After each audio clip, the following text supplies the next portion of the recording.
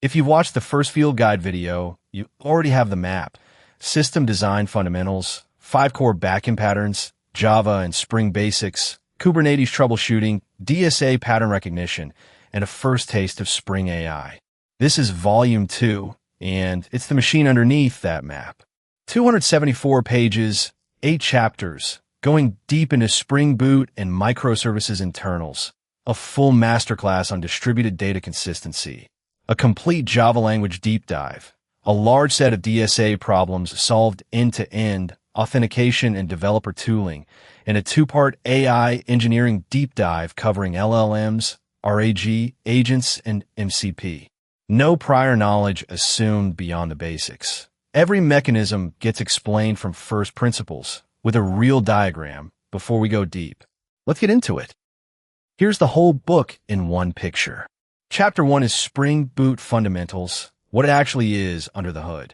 Chapter 2 is Microservices Architecture and Production Patterns. Chapter 3, the one we'll spend the most time on, is a full masterclass on distributed data consistency, Outbox, CQRS, Sagas, durable workflows. Chapter 4 is a rapid, deep Java language review. Chapter 5 is DSA and coding interviews, taught as pattern recognition. Chapter 6 covers authentication, authorization, and developer tooling. And Chapters 7 and 8 are a 2-part AI engineering deep dive, how LLMs actually work, RAG, context engineering, agents, and the model context protocol. Let's walk through all of it. Building a Java web app with plain Spring or raw servlets is like quarrying your own stone and forging your own nails. Technically possible, but you spend most of your time on plumbing instead of the house. Spring Boot, first released in 2014, sits on top of the exact same Spring container, but hires you a contractor who shows up with a fully stocked truck, an embedded Tomcat, so there's no separate server to install, auto configuration that wires sensible default beans based on what's on your class path, curated starter dependencies so you never hunt for compatible versions, and production-ready tooling like health checks out of the box. You still decide the room layout, your business logic. Spring Boot just stops making you re-pour the foundation every time. 3 questions the book answers here, and they open a huge share of Spring interviews. Difference between Spring and Spring Boot. Spring is the broad framework giving you IOC, DI, AOP, MVC, and transactions, but you configure most of it explicitly and supply your own servlet container. Boot adds nothing to the core.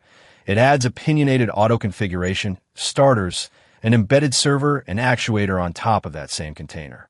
If it auto-configures everything, haven't you lost control? No. And the mechanism is the answer. Every auto-configured bean is written to back off when you define your own, so it's sensible defaults with an escape hatch, never a black box. And why pick Spring Boot over something lighter for a new microservice? Ecosystem and operational maturity. Spring Cloud, Spring Security, Micrometer, and first-class support in every APM and cloud provider, which for most teams outweighs a faster Hello World startup. Normally in Java, if Class A needs a B, a just creates it. New B. Inversion of control flips that. Think of a company's IT department.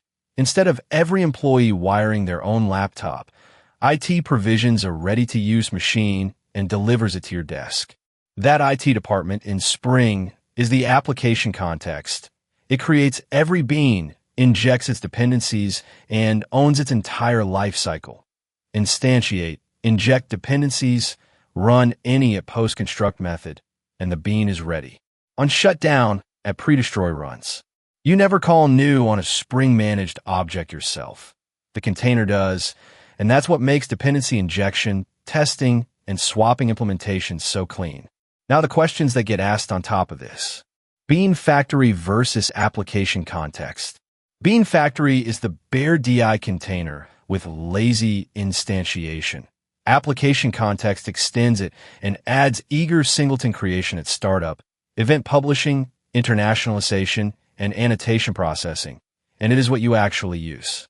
What happens if you inject a prototype-scoped bean into a singleton? The trap. The prototype is resolved once, when the singleton is created, so the singleton holds one instance forever and you never get a fresh one. The fix is an object provider or a lookup method. Walk me through the bean lifecycle. Instantiate, populate dependencies, run aware interface callbacks, bean post processor before init, a post construct after init, the bean is in service, then at pre-destroy on shutdown. And why is constructor injection preferred over field injection? The object is never in a half-built state. Dependencies are visible and can be final, and you can instantiate it in a test without Spring at all. Here's the actual mechanism, because interviewers love this one. At Spring Boot application, secretly stacks 3 annotations. An important one is at Enable Auto Configuration. At startup, it reads a file listing dozens of candidate configuration classes, 1 per line. Each candidate is guarded by conditions that conditional on class only fires if a given class is actually on your class path, say, an embedded Tomcat jar. At conditional on missing bean only fires if you haven't already defined your own bean of that type. That's your escape hatch. So if Spring Boot starter web pulls in Tomcat and Spring MVC, those conditions pass, and you get a dispatcher servlet and an embedded server with 0 configuration written by you. Define your own data source bean, and the default data source auto configuration simply backs off. Sensible defaults, and you're always in control. 2 follow-ups worth having ready. How do you override or disable an auto configuration? Override by simply declaring your own bean of that type, and disable outright with the exclude attribute on its Spring Boot application or the spring.autoconfigure.exclude property. And what changed between Spring Boot 2 and 3 about how auto configurations are registered? This is the version-specific detail interviewers used to see whether you have actually shipped on Boot 3. The old metainf/spring.factories mechanism was deprecated in 2.7 and removed in 3.0, replaced by a dedicated file, metainf/spring/org.springframework.boot.autoconfigure.autoconfiguration.imports, which lists 1 fully qualified class name per line. Same idea, faster to parse, and a custom starter written for Boot 2 will silently do nothing on Boot 3 until you move that file. The shape of almost every real Spring Boot API is the same. Controller, Service, Repository, one direction only. The controller receives the HTTP request. A valid annotation on the parameter means a malformed request. A blank name, a bad email. Never even reaches your business logic. It gets rejected before the service is called. The service holds the business rules. The repository is a JPA interface. Spring generates the SQL for you for method names, and Hibernate maps your book and author entities, including relationships like a book's many-to-one author, marked lazy on purpose, so you don't eagerly pull data you didn't ask for. And when something does go wrong, a single at-rest controller advised class catches exceptions from every controller and turns them into one consistent, structured JSON error shape. A 404 here, a 400 there, instead of scattering try-catch blocks through every endpoint. For questions this layer attracts constantly. You added a transactional, and it isn't rolling back. Why? Almost always self-invocation. The proxy only intercepts calls that come in from outside the bean, so a method calling another method on this bypasses it entirely. The runner-up is that Spring rolls back on unchecked exceptions by default, not checked ones. What is the N+1 select problem? You load 100 books, and then Hibernate issues 1 more query per book to fetch its author, so 101 queries. You detect it by turning on SQL logging and fix it with a join fetch, an entity graph, or batch fetching. Why is DDL auto equals update dangerous in production? Because it lets Hibernate silently alter your live schema, and it will never drop or narrow a column. So your schema quietly diverges from your entities. Use a real migration tool like Flyway or Liquibase. And path variable versus request param.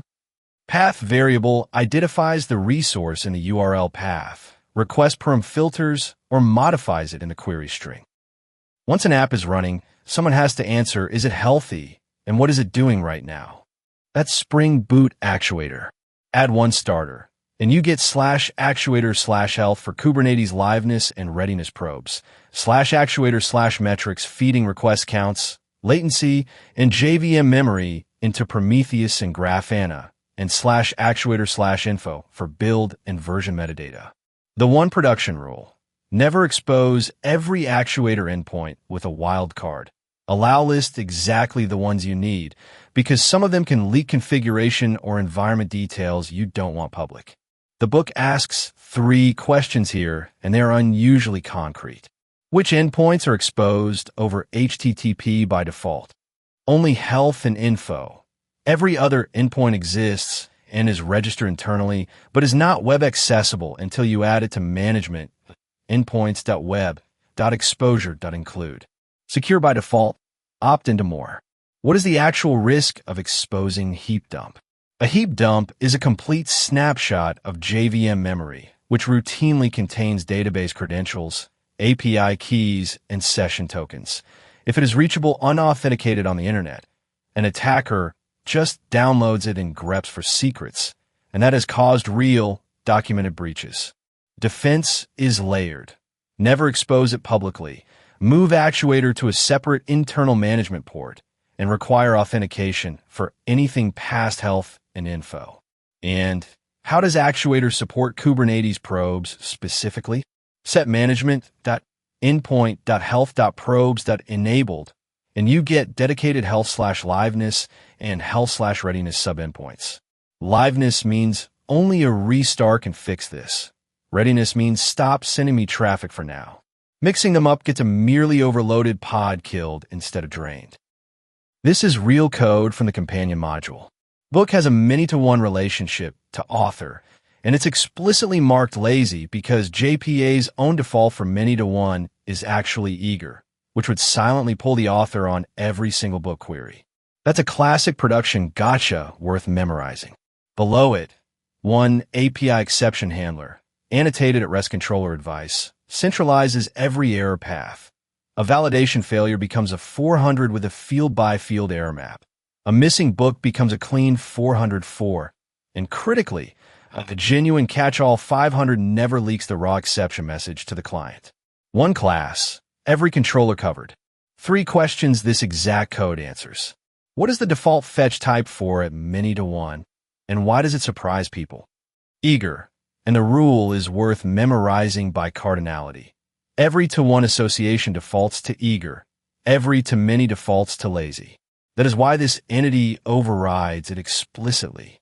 If you have handlers for both a specific exception and the generic exception, which one runs? The most specific match always wins, which is exactly what lets you keep a catch-all handler as a safety net without it swallowing your deliberate 404s. And why prefer problem detail over a hand-rolled error class? Because it is the RFC 9457 standard shape, built into Spring 6, so every client and gateway already knows how to read it instead of learning your bespoke JSON. One last point, that is a security answer, not a cosmetic one. Never leak a stack trace to a client. It hands an attacker your framework versions, package layout, and often your SQL. Picture a restaurant. A monolith restaurant crams the cashier, the cooks, and the storeroom into one room, sharing one electricity meter. If the fryer breaks, the whole kitchen might stop, even though the salad station was fine. Microservices split that into independent stations, each with its own supplies, that talk to each other over a counter instead of just reaching across a shared table.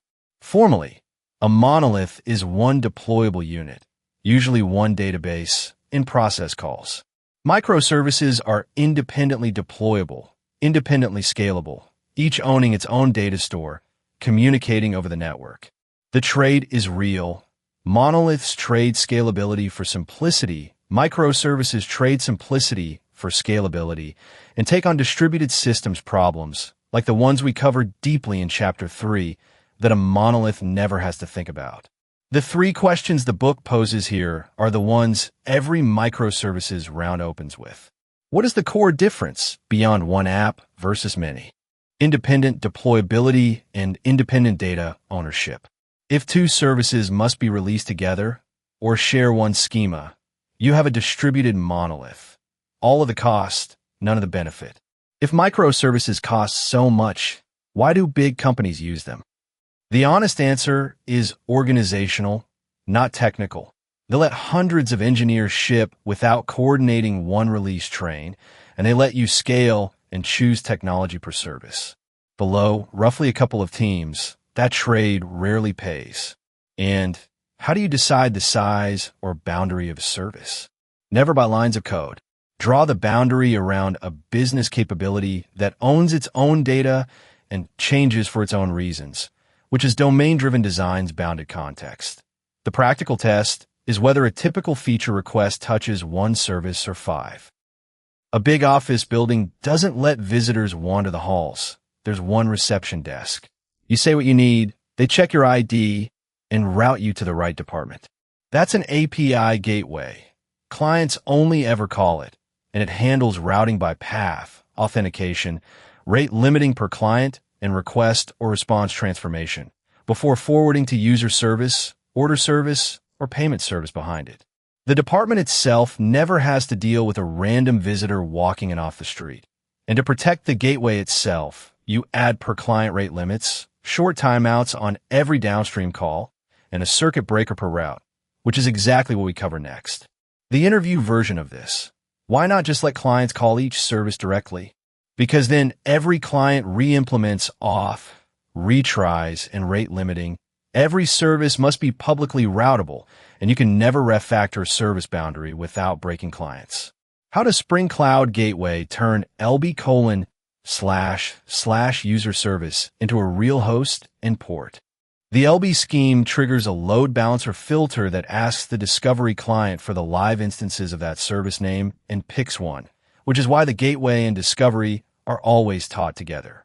And how do you stop the gateway itself becoming the single point of failure? Run several replicas behind a real load balancer, keep it stateless, enforce per client rate limits, set aggressive timeouts on every downstream call, and put a circuit breaker on each route so one dead backend can never hold gateway thread hostage. Move to a new city and need a plumber. You don't go door to door. You check a directory of who's currently in business. Service discovery is that directory for microservices, and notice who asks whom. Every Service C instance registers itself with Eureka on startup and keeps sending heartbeats. And then the caller, here, order service, asks Eureka, where is Service C? Eureka answers with the list of instances alive right now, not a stale, hard-coded IP that breaks the moment a pod restarts. Layered on top, a client-side load balancer inside the caller keeps an incrementing counter and cycles through that live list. Request 1 goes to instance 1, request 2 to instance 2, request 3 to instance 3, spreading load automatically as instances come and go. 3 questions to have cold. What does discovery solve that a config file of host names couldn't? A config file is a snapshot. Instances in a cloud environment appear, move, and die constantly, and every autoscale event or pod restart would need a config change and a redeploy of every caller. Why does Eureka deliberately choose availability over consistency? Because a registry that refuses to answer during a network partition takes your whole system down, whereas one that serves a slightly stale list only causes some calls to hit an instance that just died, which a retry and circuit breaker already handle. That's an AP choice in CAP terms. And the practical consequence is that you must still design for calling a dead instance. And how do heartbeats and eviction actually work? By default, a client renews its lease every 30 seconds. The server expires a lease after 90 seconds without one, and an eviction task sweeps expired leases periodically, which is why removal is not instantaneous, and why self-preservation mode exists to stop Eureka mass evicting healthy instances when it's the network that broke, not them. A household circuit breaker trips the moment there's a short, cutting power before it starts a fire, rather than letting every appliance keep drawing on a dangerous fault. Resilience 4J circuit breaker does the same thing for a failing downstream service. Closed is normal operation. Requests flow through, and outcomes get recorded in a sliding window, say the last 10 calls. Once enough calls have landed and the failure rate crosses a threshold, say 50%, it trips open, Every call fails immediately, calling your fallback method instead, without even attempting the real network call. After a wait, 10 seconds say, it goes _open and lets a handful of trial calls through. If they succeed, back to closed. If they still fail, back to open. This is what stops one slow, broken dependency from cascading into your whole system timing out. Three-way services actually talk, and each fits a different question. REST is a question, give me this user, right now. Simple, human-readable, the right default for cross-team or external APIs where debuggability beats raw speed. gRPC is REST's high-performance cousin. Binary, HTTP/2, strongly typed .proto contracts. The choice when a recommendation engine is calling a feature store thousands of times a second, and every millisecond matters. And Kafka or RabbitMQ are for something that isn't a question at all. It's a statement. This happened, an order was placed, decoupling the producer's availability from the consumers and letting many consumers fan out from one event. The one thing to actively avoid, a shared database between services. It's trivial to implement and instantly recreates monolith-style coupling while paying every operational cost of running separate services. One team's schema migration becomes everyone's outage, and no service truly owns its data. Now the questions that follow. When would you choose gRPC over REST concretely? Internal, high volume, low latency, strongly typed calls between services you control, especially streaming. Not for public or browser-facing APIs, where REST debuggability and universal tooling win. What ordering guarantees does Kafka give? Ordering is per partition, never across a topic, so all events for this order are processed in order means keying by order ID, so they hash to the same partition. That is the single most common Kafka follow-up. What is a consumer group, and what happens in a rebalance? Each partition is assigned to exactly one consumer in the group, and when a member joins or dies, partitions are reassigned. During that rebalance, consumption pauses, which is why long processing times and short session timeouts cause the classic rebalance storm. And Kafka versus RabbitMQ. Kafka is a durable, replayable log where consumers track their own offsets and messages persist by retention policy. RabbitMQ is a broker that routes a message to queues and deletes it once acknowledged. Replay and fan-out favor Kafka. Complex routing and per-message workflows favor RabbitMQ. A multi-stage Docker file builds your jar inside a throwaway build image, then copies only the finished artifact into a slim runtime image. Small, reproducible, no build tooling left inside. That image becomes a container, an isolated process sharing the host kernel, which is why it starts in milliseconds instead of a virtual machine's minutes. Kubernetes then takes over with a genuinely different model from a shell script. You declare desired state. I want 5 replicas of this pod, and a controller runs forever in a loop.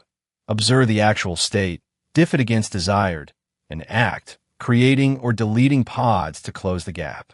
A pod crashes, a new one appears automatically. That reconcile forever loop is the single unifying idea behind essentially every Kubernetes object, and a CI/CD pipeline is just what triggers a new desired state, safely, on every merge. 5 questions live in this one scene. Container versus virtual machine. A VM virtualizes hardware and runs a whole guest kernel. A container is an isolated process on the host's own kernel, using namespaces and groups, which is why it starts in milliseconds and costs megabytes instead of gigabytes.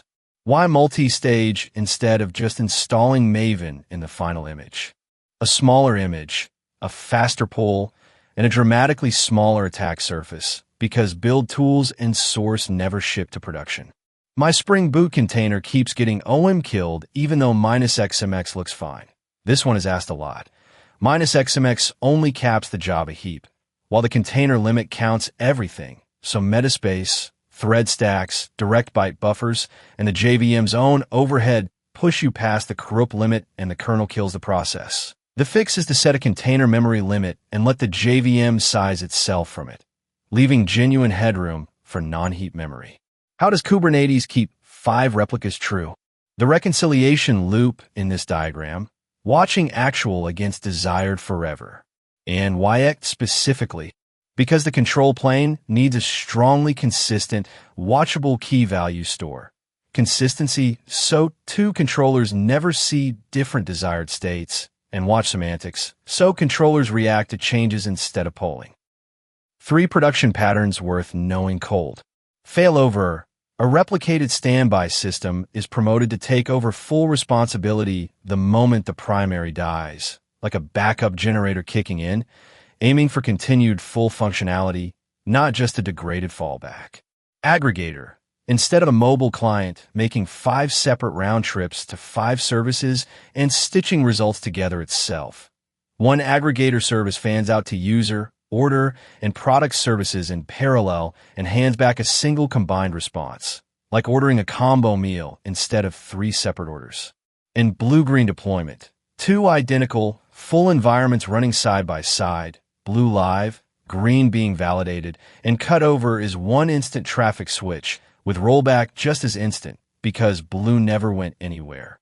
The follow-ups here are unusually good interview material. What is split brain and failover? And how do you prevent it? The primary is alive, but unreachable. The standby is promoted, and now 2 nodes both believe they are primary and both accept rights. You prevent it with a quorum or with fencing, forcibly isolating the old primary before promoting. Synchronous or asynchronous replication. Synchronous means 0 data loss, but every write pays the replica's latency, and a slow replica stalls the primary. Asynchronous is fast, but a failover can lose the last few writes. That is the RPO versus latency trade, and naming it is the answer. How is failover different from a circuit breaker? Failover replaces a dead component with an equivalent one to preserve full function. A circuit breaker protects the caller from a failing dependency and usually degrades gracefully. If one of the aggregator's 4 calls fails, what should it do? Return partial data with an explicit indication of what's missing rather than failing the whole response. And this is the backend for front-end patterns home ground. And the sharpest one. What does blue-green not protect you against? A bad database migration. Blue and green share the data, so schema changes must be backwards compatible and rolled out in expand then contract steps. That is where blue-green deployments actually go wrong in practice. 3 more. Soft delete. Instead of a real SQL delete, you flag a row deleted equals true and filter it out of normal queries. Recoverable, audit-friendly, and it doesn't break foreign keys pointing at that row. Distributed cache. Redis sits in front of your database. On a write, you either invalidate the cached key so the next read repopulates it, or write through and update the cache and the database together, trading a bit more write complexity for a cache that's never briefly empty. And the anti-corruption layer. Imagine adapting a weirdly wired external generator to your house's standard wiring with one adapter box at the boundary, so nothing inside your house has to change. One ACL component, protocol adapter, data mapper, and validation, absorbs a legacy or third-party system's quirks. So if that external system changes tomorrow, only the adapter changes, never your core domain. The questions the book attaches to these 3 are all about the edges. What is the main risk of soft delete? Unique constraints. Delete a user with a given email, then try to re-register that email, and the constraint rejects it because the old row is still there. The fix is a composite unique index that includes the deleted flag or a deleted at timestamp. And soft delete alone is not GDPR compliance. A right to raise a request means genuinely removing or irreversibly anonymizing the data, so you need a real hard delete path underneath. What is a cache stampede? One very hot key expires, and 1,000 concurrent requests all miss and all hit the database at once. You prevent it with a lock or single flight, so only one request recomputes, plus randomized jitter on the expiry, so keys never expire in lockstep. When would you pick write through over invalidation? When a key is hot enough that the brief empty window after an invalidation would itself cause a stampede. And how is an ACL different from an ordinary client class? A plain client gets the call right, but often lets the vendor's DTO shape leak into your codebase. An ACL translates in both directions into your own domain vocabulary and validates the untrusted data coming back. So nothing about the external model is visible outside it. It is also the natural companion to a Strangler Fig migration, letting newly extracted services speak a clean model from day one while the legacy system is still running underneath. And know when it's overkill. Against a stable, well-designed API whose model already matches yours, a thin adapter is enough. Here's the diagram made real. And the interview question the book asks is, walk me through exactly how Resilience 4J decides to trip from closed to open. Answer it with these 5 settings. The window is count-based and holds 4 calls. Minimum number of calls is 4. And this is the one people miss. The failure rate is not even evaluated until that many calls have been recorded. So a service that fails its first 2 calls out of 2 does not trip, and that is the single most common "why didn't my breaker open" bug. Failure rate threshold 50 means once the window is eligible and half of it has failed, it trips open. Wait duration in open state 5 seconds is how long every call fails fast into the fallback, without a real network call, before it moves to half_open. And permitted number of calls in half open state 2 means exactly 2 trial calls decide whether it closes again or reopens. 2 more things interviewers probe. The fallback method must repeat the original method's parameters and add a trailing throwable, or Resilience 4J silently cannot bind it. And there is a separate slow call rate threshold, because a dependency that answers every request in 30 seconds never technically fails. It just quietly exhausts your thread pool, which is worse. Every pattern in this chapter exists because 2 things that need to happen together cannot actually happen together, and this is the problem that starts the whole chain. Order service does 2 things when you place an order. Save order number 128 to its database, which succeeds and commits, and publish an order-placed event to Kafka so inventory and shipping can react. But the database and Kafka are 2 independent systems with no shared transaction. The process can crash in the gap between them. A pod gets killed, a deploy rolls mid-request, and there's no retry loop running in a process that no longer exists. The order sits in the database looking completely normal. The customer sees order confirmed. The warehouse never hears about it. Both the database and the event are simultaneously correct by their own local rules, and that gap is precisely the trap. If your database can't talk to Kafka atomically, stop trying to make it talk to Kafka at all inside that one transaction. Instead, in the very same local transaction as saving the order, insert a second row into an outbox_event table. A durable note to yourself that says, I need to publish this event later. Both rows commit together or neither does, because they're just 2 ordinary rows in one ACID transaction, the exact guarantee your database has always given you. Here's the precise nuance almost everyone gets sloppy about. This does not make the database right and the Kafka publish one transaction. It can't. Kafka was never part of it. What it actually does is relocate the dual write problem to a place where atomicity already exists for free, your own database. A separate relay then gets that row out to Kafka as a completely separate, asynchronous retriable step. 2 questions the book poses directly. Why can't you just use a standard ACID transaction across 2 microservices databases? Because ACID is a property of one transaction manager over one resource. 2 databases, or a database and a broker, have no shared transaction log, no shared lock manager, and no shared commit point, so both or neithers is simply not something either one can promise. What exact problem does the outbox pattern solve, and how? It solves the dual write by removing one of the 2 writes. You never write to Kafka inside the transaction at all. You write a row that says you intend to into the same database, so the atomicity you already had covers both. Say the limit out loud too, because a strong answer volunteers it. This buys you at least once delivery, not exactly once, and the consumer still has to be idempotent, which is the next pattern. Something has to actually read the outbox table and call Kafka. That's the relay, and there are two ways to build it.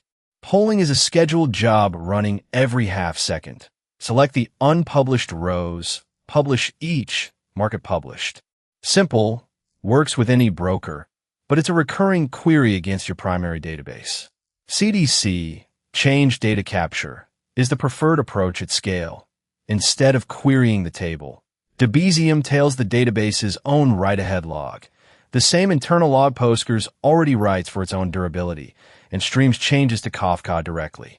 It never issues a single select against your outbox table. The trade-off to know, Debezium delivers at least once, never exactly once, and unbounded log growth is the real operational risk if the connector falls behind and nobody notices, which is exactly why every CDC deployment monitors replication slot lag. Make the failure mode concrete because that is the interview answer. When Debezium stops consuming, the Postgres replication slot stops advancing, and Postgres cannot reclaim any write-ahead log past that point. Not just for your outbox table, but for every write in the entire database, auto vacuum included. A connector that has been down over a long weekend can fill the disk and take the primary offline. So you alert on replication slot size, you cap it, and you treat a stop connector as a production incident rather than something to fix on Monday.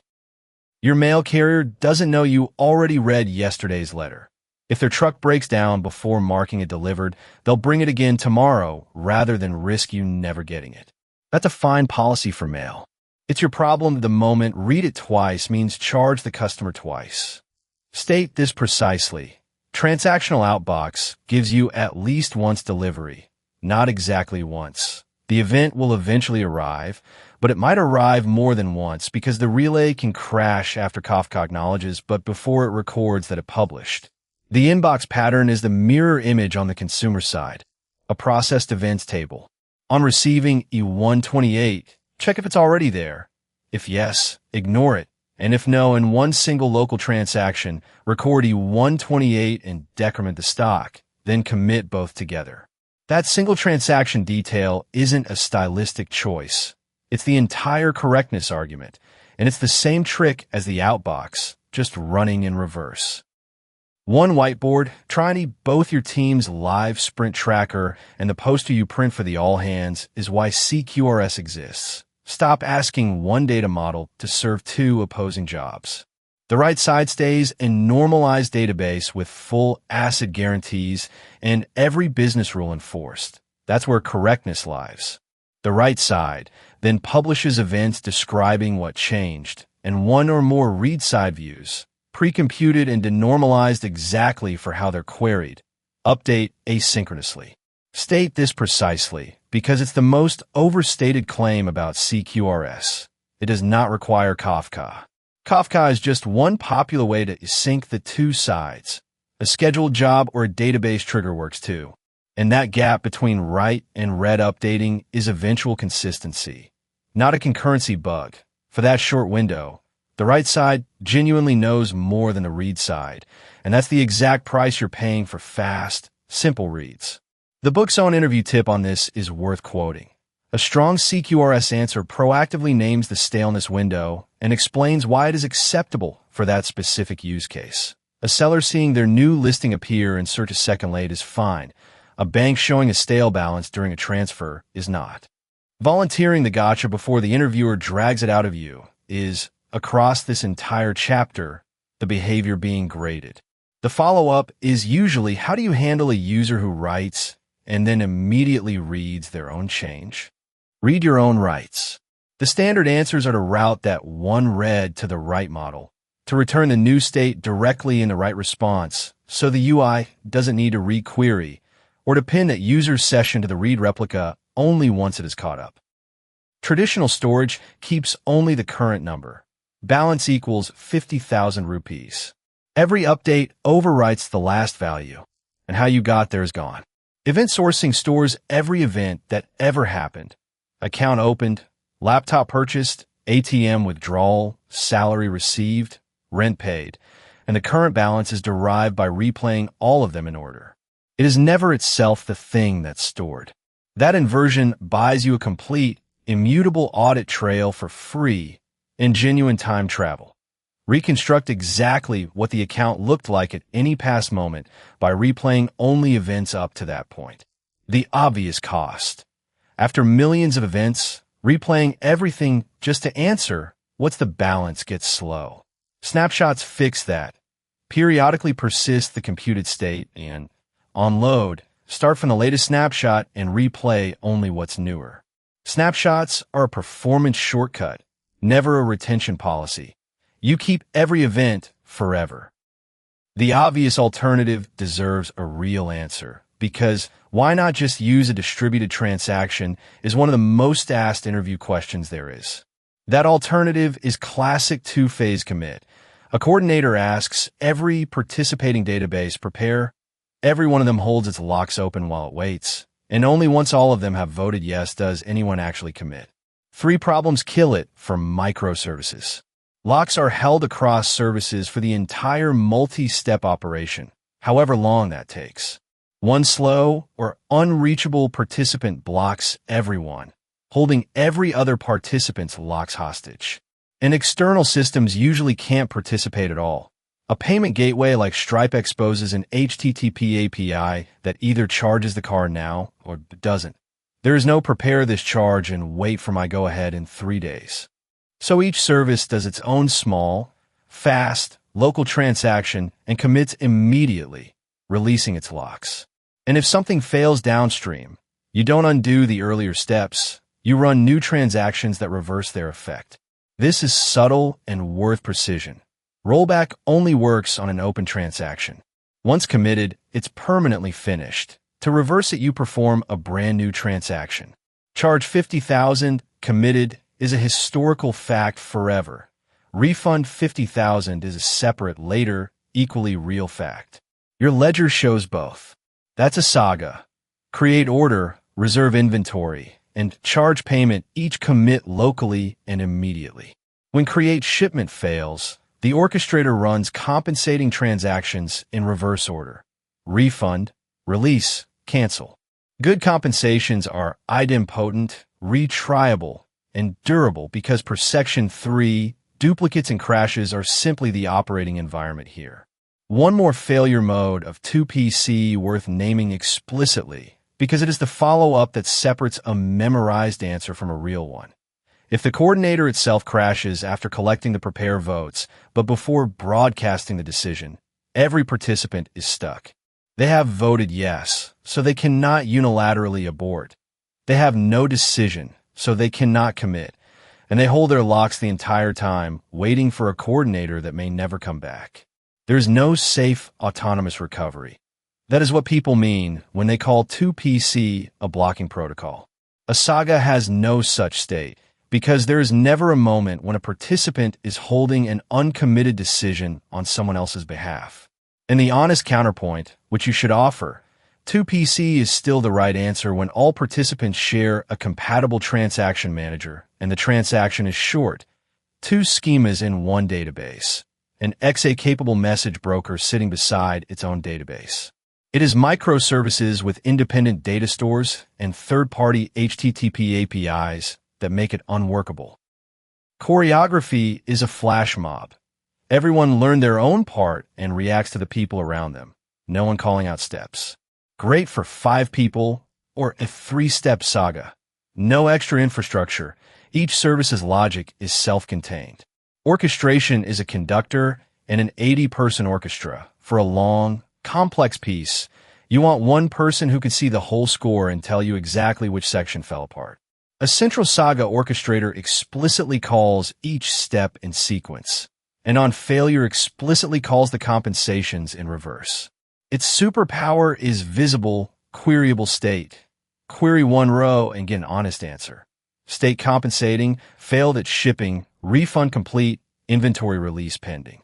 Choreography's elegance breaks down past a handful of steps because the workflow doesn't exist anywhere as an artifact. It's scattered across a dozen services' event listeners, and reconstructing what happened to order 128 means grepping logs across every one of them. A plain in-memory orchestrator keeps, where am I in this Saga, in local variables, in one process. That's fine until the process dies, and then it's all gone, even though real money already moved. Temporal's answer. You write the workflow as ordinary-looking Java, and Temporal transparently persists every completed step as an event history, so a crashed worker resumes exactly where it left off. State its real limits, too.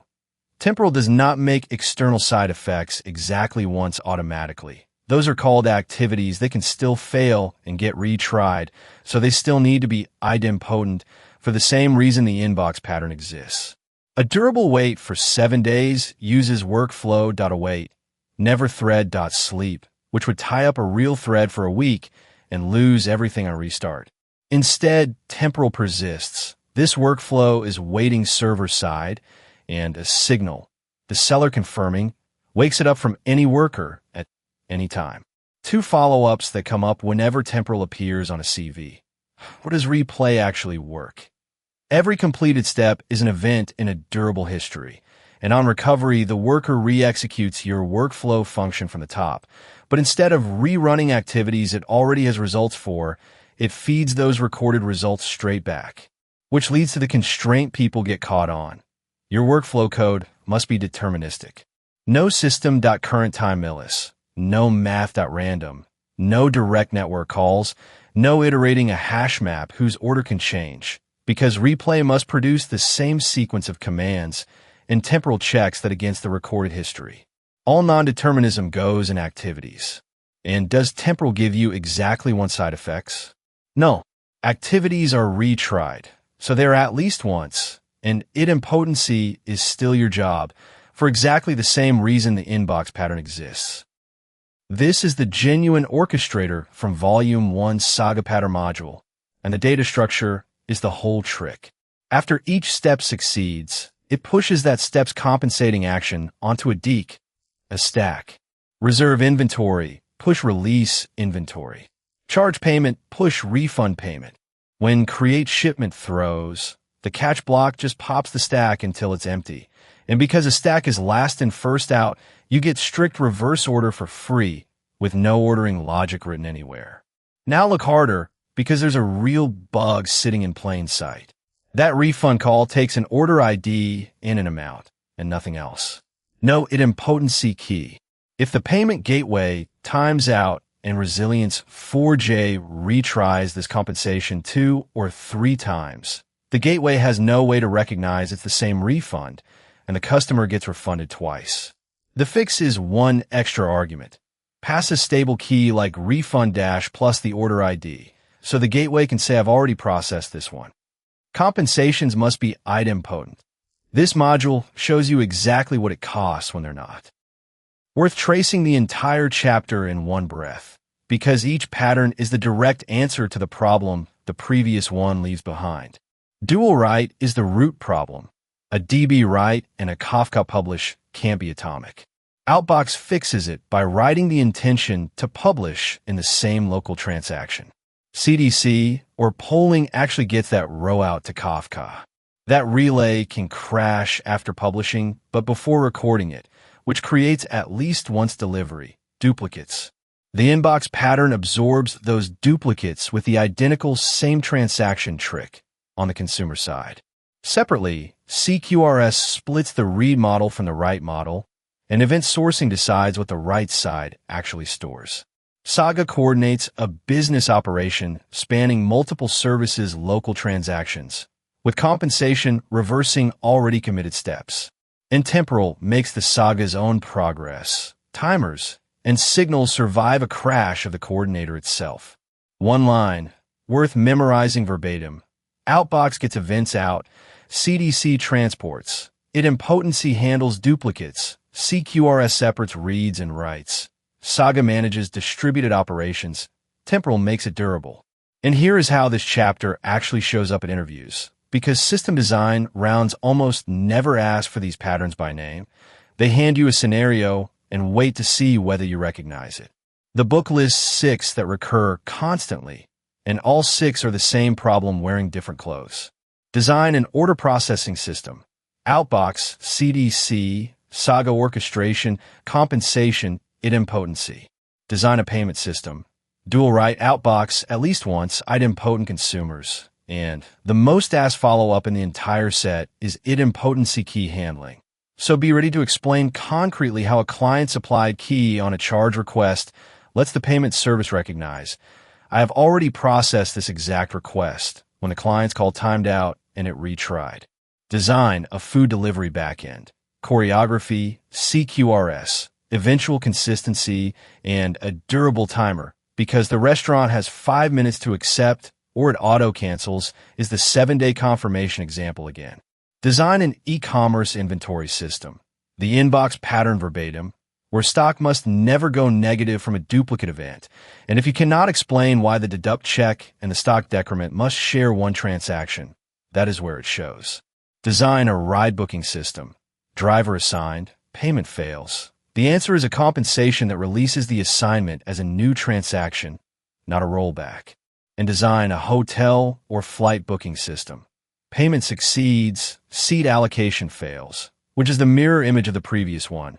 Whichever step you order first. The other is where your compensation logic has to live, and a strong candidate says that step ordering is itself a design decision with real trade-offs. The recognition rule to carry out distributed operation thinks Saga, then compensation, then idempotency, then durability. This library already has full deep dives on every one of these Java fundamentals, so consider this the rapid connect the dots review before we go somewhere new. HashMap internals. Java is both a language and a platform. Javac compiles your source into bytecode, platform-independent instructions, not native machine code. The JVM on any operating system loads that same .class file and runs it, first by interpreting it line by line, and then, once a method gets called enough times, the just-in-time compiler kicks in and compiles that hot path down to real native machine code for speed. That's write once, run anywhere. And it's also why a JVM's first few seconds are slower than its later, warmed-up throughput. The interview question this answers is, what is a .class file, really? And what does unsupported class version error actually mean? The companion module opens its own compiled class as raw bytes and reads the header. Bytes 0 through 3 are the magic number, and they are always, literally, the hex string kafbabe. Bytes 4 and 5 are the minor version, bytes 6 and 7 the major version. Subtract 44 from that major version and you get the Java release. 52 is Java 8, 65 is Java 21. That single subtraction is the entire explanation of unsupported class version error. An older JVM read those 2 bytes, found a number higher than it knows, and refused. Then the module does something better than explaining. It flips byte 0 to 0 and hands the bytes to a class loader. You get a class format error thrown before a single bytecode instruction executes, because the JVM verifies the container at load time, not at runtime. That's the answer interviewers are listening for. Bytecode is validated before it is ever trusted. Fast recap of the 4 pillars, since the full deep dive already lives elsewhere in this channel. Encapsulation, private fields, public methods that enforce the rules. Abstraction, expose what something does, hide how. Inheritance, reuse through a genuine is-a relationship. Polymorphism, one method name, many forms depending on the actual object. The one design rule worth carrying into every interview. Favor composition over inheritance, and inherit only when a parent genuinely reads true. Reaching for inheritance just to reuse code when it isn't a true is, without exaggeration, the most common object-oriented design mistake. It leaks the parent's entire API into a class that never wanted it. 2 of the most asked object-oriented interview questions in existence, both sitting in the companion code. First, you overrode equals but not hash code. What actually breaks? Broken point does exactly that. 2 broken points with the same X and Y compare equal, but they inherit object's identity hash, so they produce 2 different hash codes. Put one in a hash set and look up an equal one and you get a miss because the lookup checks the wrong bucket and never even calls equals. The contract is one sentence. Equal objects must produce equal hash codes. Correct point is the modern fix. A record generates equals hash code into string from the same components, so they physically cannot drift apart. Second question, what is new on safe-derived print? Java runs the superclass constructor to completion before any subclass field initializer runs. So unsafe-based constructor calls initialize, dynamic dispatch, sends it to the subclass override, and message is still null. Null pointer exception before the object even finishes constructing. The rule to say out loud. Never call an overridable method from a constructor. The module's safe-derived shows the fix. A private constructor plus a static factory that builds the object first, then calls initialize on something fully formed. Here's the question that turns favor composition over inheritance from a slogan into something you can prove. The interviewer shows you inherited instrumented set, calls add all with 3 elements, and asks what add count reports. The answer is 6, not 3. Add all adds 3 to the counter, then delegates to hash sets add all, which is internally implemented by looping and calling add, and add is overridden, so it counts all 3 again. That's called self-use. The subclass silently depends on an implementation detail of the parent that isn't in any documentation and can change in the next JDK release. The fix isn't to delete the add all override. That just makes you depend on today's implementation in the opposite direction. The real fix is composition. Forwarding instrumented set holds a set as a private field and forwards to it.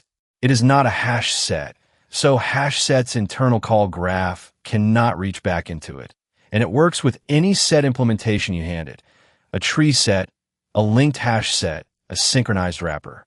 The one cost worth naming. You have to forward every method of the interface. That's the price of a boundary that can't be silently broken by someone else's refactor. This pair is the most reliably asked gotcha in entry and mid-level Java interviews, and it's the same underlying question twice. What does the equals equals operator actually compare? References, never contents.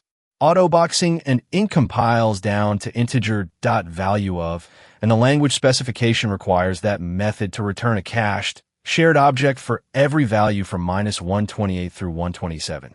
So two integers holding 127 are literally the same object, and equals equals is true. Two integers holding 200 are 2 separate allocations, and equals equals is false.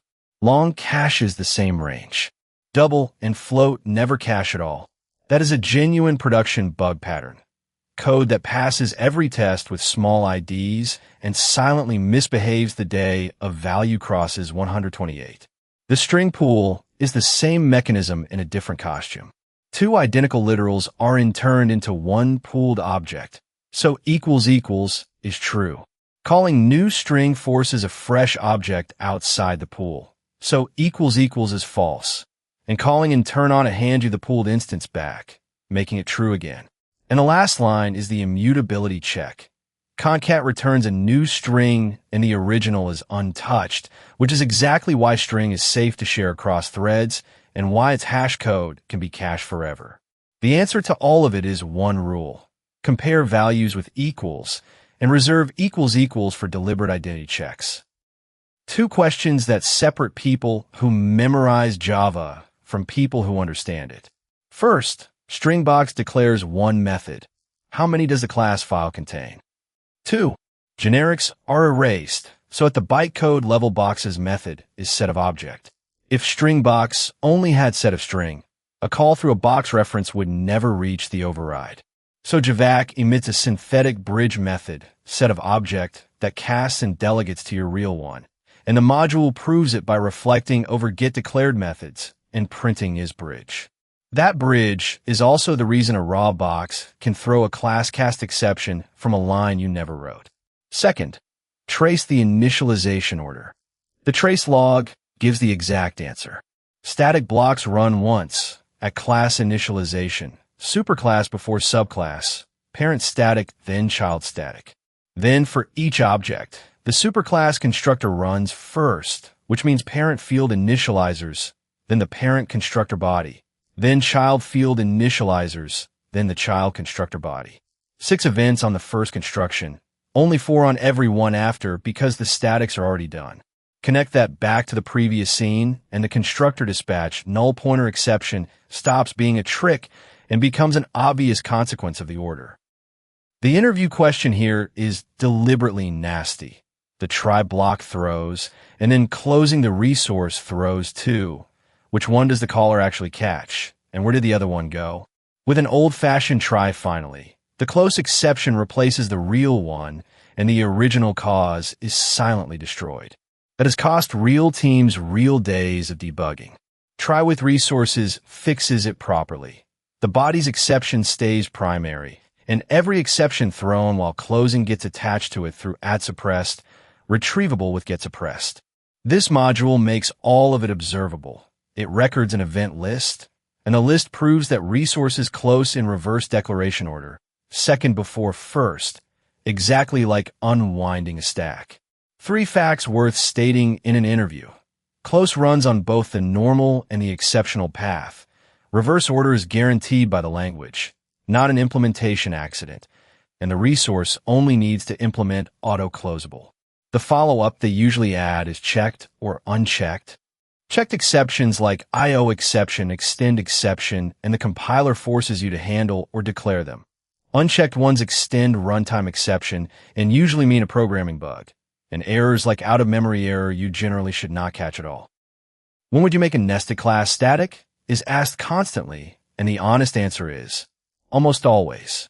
A static nested class is just a top-level class that happens to live inside another for naming. A non-static inner class holds an implicit reference to its enclosing instance, which is the classic Android and swing memory leak, where a long-lived listener keeps a whole screen alive because it was written as an inner class. Local and anonymous classes are the same thing, scope tighter, and they can also capture local variables. Now the lambda half, and this is the deeper question. Is a lambda just syntax sugar for an anonymous class? No. The module reflects over the lambda's own generated class and shows the difference. A capturing lambda has exactly one declared field holding the captured value, copied in a creation, and 2 calls produce 2 different objects. A non-capturing lambda has 0 fields, and the JVM is free to hand you the identical instance every time. That's why captured locals must be effectively final. The lambda got a copy, so letting the original change would be a lie. And it's why you must never write program logic that depends on 2 lambdas being different objects. For the non-capturing case, they may well not be. Java doesn't have multiple inheritance. So how do default methods not reintroduce the diamond problem? That's the question, and the answer is 3 rules the compiler applies in order, with 1 class per rule right here in a module. Rule 1. A method inherited from a class always beats a default method from interface. Class winner extends parent and implements greeting, and it prints the superclass method. Real implementations outrank defaults every time. Rule 2. Between interfaces, the most specific one wins. Specific extends general and overrides the default. So specific winner gets the specific one, because the subinterface is strictly more derived. Rule 3 is the important one.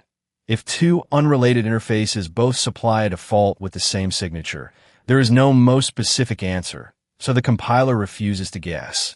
It is a compile error, and your class must override the method. Inside that override, you can call either parent explicitly with the interface name .super.method. That's the whole reason Java can have multiple interface inheritance safely. State is what makes the diamond problem genuinely unsolvable. Interfaces carry behavior, but no instance state, and any behavioral tie is pushed back onto you at compile time rather than silently resolved at runtime. Here's a final class with a private final field. Is it immutable? The answer is no, and broken team is why. Final on the field only means the reference can never be reassigned. The list it points at is still fully mutable. Worse, the class is leaky in both directions. The constructor stores the caller's own list, so whoever passed it in can still add to it afterwards, and the getter hands that same list straight back, so any caller can mutate your internal state. Immutable team closes both holes with defensive copies. A new array list on the way in, list.copyof on the way out. That is the checklist to recite. Make the class final. Make fields private and final. Take no setters. Copy mutable inputs on entry, and copy or wrap them on exit. Records give you most of that automatically, but not the deep part. A record component, that is a list, is still a shared mutable list, which is exactly what the record deep immutability module demonstrates. Then the enum. The usual follow-up is, why is an enum the best singleton? Because the JVM guarantees exactly one instance per constant, and it is serialization safe and reflection safe for free. An operation shows the other half. Each constant supplies its own body for an abstract method, so adding a new operation is one new constant, not a new branch in a switch someone will forget to update. This is, without exaggeration, the single most asked data structure question in Java interviews. So let's build it up precisely. Put of 101. First, integer's hash code is just 101 itself. Java 8 then spreads it. XORs the top 16 bits down into the bottom 16. So poorly distributed custom hash codes don't collide constantly. For 101, that changes nothing, since it only uses low bits. Then the bucket index is capacity -1, and the hash, with capacity 16, that's a bit mask keeping only the low 4 bits, landing 101 in bucket 5. That's arithmetic, not a search. The entire reason HashMap is usually 01. Put 117 next, and it lands in that same bucket 5. A collision because masking to 4 bits discarded the higher bits that told them apart. Before Java 8, that chain was always a linked list, worst case ON. Since Java 8, once a single bucket passes 8 entries and the table is at least 64 slots, that bucket converts to a red-black tree, capping worst-case lookup at O, login, a defense specifically against hash flooding attacks, since a well-distributed hash function should essentially never hit 8 in one bucket by chance. Be precise about the numbers, because this is where people get caught. The constant is treef_threshold equals 8, but the check and put val is written against bin count -1, so the conversion actually fires as the 9th entry lands in that bin. min_treef_capacity is 64, and if the table is smaller than that, HashMap resizes instead of treeifying, because in a tiny table a long chain usually means too few buckets rather than a bad hash. There's also an untreef_threshold of 6, deliberately 2 below 8, so a bin hovering around the boundary doesn't thrash back and forth between a tree and a list on every add and remove. And the reason 8 was chosen at all is a Poisson argument the JDK source spells out. With a decent hash and the default load factor, the chance of any bin reaching 8 is roughly 6 in 100 million. So if you ever see it, something is genuinely wrong with your hash code, or someone is attacking you. Trace it with real numbers. Capacity 16 means threshold is capacity times the default 0.75 load factor, which is 12. Insert 101 and 117, and as we just worked out, both land in bucket 5, an actual deliberate collision to demonstrate chaining. Now insert an 11th, 12th, 13th entry. The moment size would exceed that threshold of 12, the entire table resizes, capacity doubles to 32, and every existing entry gets redistributed. Java 8 optimized that redistribution cleverly, because the new capacity is always exactly double. Each old node either stays at the same index or moves to exactly index plus the old capacity, decided by one single extra bit of the hash, so nothing needs its bucket index recomputed from scratch. One code deep dive from generics, because PECS is the wildcard rule everyone memorizes and half of them forget within a week. Producer extends, consumer super. Generic stacks push all method reads elements from the collection you pass it. That collection is a producer of ease, so its bound is extends. Popall does the opposite. It writes elements into the collection you pass it, so that collection is a consumer of ease, and its bound is super. The mnemonic sticks once you ask, every single time. Which direction is the data actually flowing? If you're reading from it, extends. If you're writing into it, super. The interview form of this is usually a why does this not compile trick. Given a list of question mark extends number, why is list that add an integer rejected? Because the compiler only knows the element type is some unknown subtype of number. It could be a list of double, so it cannot prove any add is safe, and the only value it will accept is null. Reading is fine. Whatever comes out is at least a number. Flip to question mark super integer, and it inverts. You can add integers, but everything you read back is only known to be an object. The other guaranteed follow-up is type erasure. Generics exist only at compile time.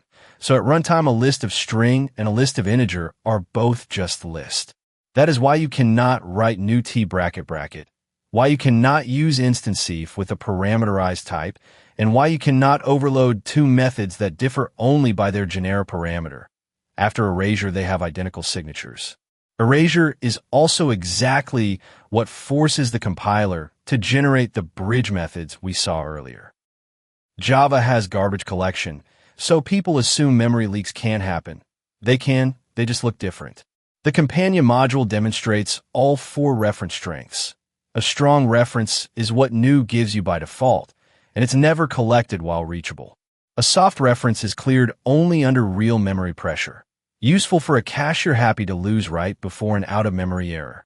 A weak reference is cleared at the very next garbage collection cycle regardless of pressure, ideal for caches that shouldn't keep an object alive on their own. And a phantom reference exists purely to run cleanup logic after an object is already gone. In practice, a Java leak almost always means an ordinary strong reference nobody meant to keep, a static list that only ever grows, or an event listener registered once and never removed, quietly pinning objects in memory forever. The interview question is almost always phrased as, is this a memory leak? Why or why not? So have the reasoning ready rather than the label. A leak in Java means reachable but useless. The garbage collector is working perfectly. It simply cannot prove you're done with the object because a live reference path still reaches it from a GC root. The three classic sources are a static collection that only grows, a listener or callback registered and never unregistered, and an unbounded cache with no eviction policy. The fourth, and the one this module's sibling covers, is thread local on a pooled thread. The thread outlives your request, so whatever you left in the thread local is pinned until that thread dies, which in a thread pool is never, and that is why you remove and finally block every time. Two more facts to state. Stack versus heap. Each thread has its own stack of frames holding locals and references, while all objects live in one shared heap, and class metadata and statics live in metaspace. Moved out of the heap into native memory in Java 8. And finalize is deprecated for removal. The modern cleanup answers are try with resources and the cleaner API. One thing trips up almost every intermediate Java developer. An annotation by itself does absolutely nothing. Look at this custom at timed annotation.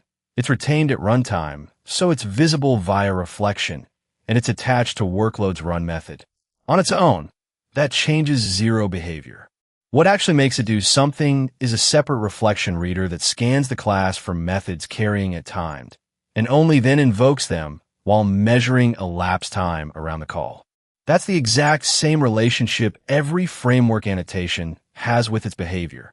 A transactional does nothing by itself either, until Spring's AOP proxy layer notices it and wraps the method in transaction management logic. The annotation is the metadata. Something else always has to go looking for it. Close the loop on Chapter 1 with the question interviewers love to end a Spring round on. How does Spring actually create your beans? This module answers it by building a working container in about 20 lines. The annotation from the last scene is inert metadata. Mini-container is the reader that gives it meaning. Git takes a class and calls compute if absent on a concurrent HashMap. That single line is the entire singleton scope, and using compute if absent rather than a get then put is what keeps it safe under concurrent startup. Create does the real work. Reflect over the declared constructors. Pick the one annotated at inject, fall back to the no-argument constructor, and if neither exists, fail loudly with a clear message rather than returning null. Then it streams the constructor's parameter types and maps each one back through get. That recursion is dependency resolution, and it is exactly what Spring does. 2 follow-ups to be ready for. Why is constructor injection preferred over field injection? Because the object is fully valid the moment it exists. The dependencies are visible in the signature. The fields can be final, and you can construct it in a plain unit test with no framework at all. And what happens on a circular dependency? Here, infinite recursion.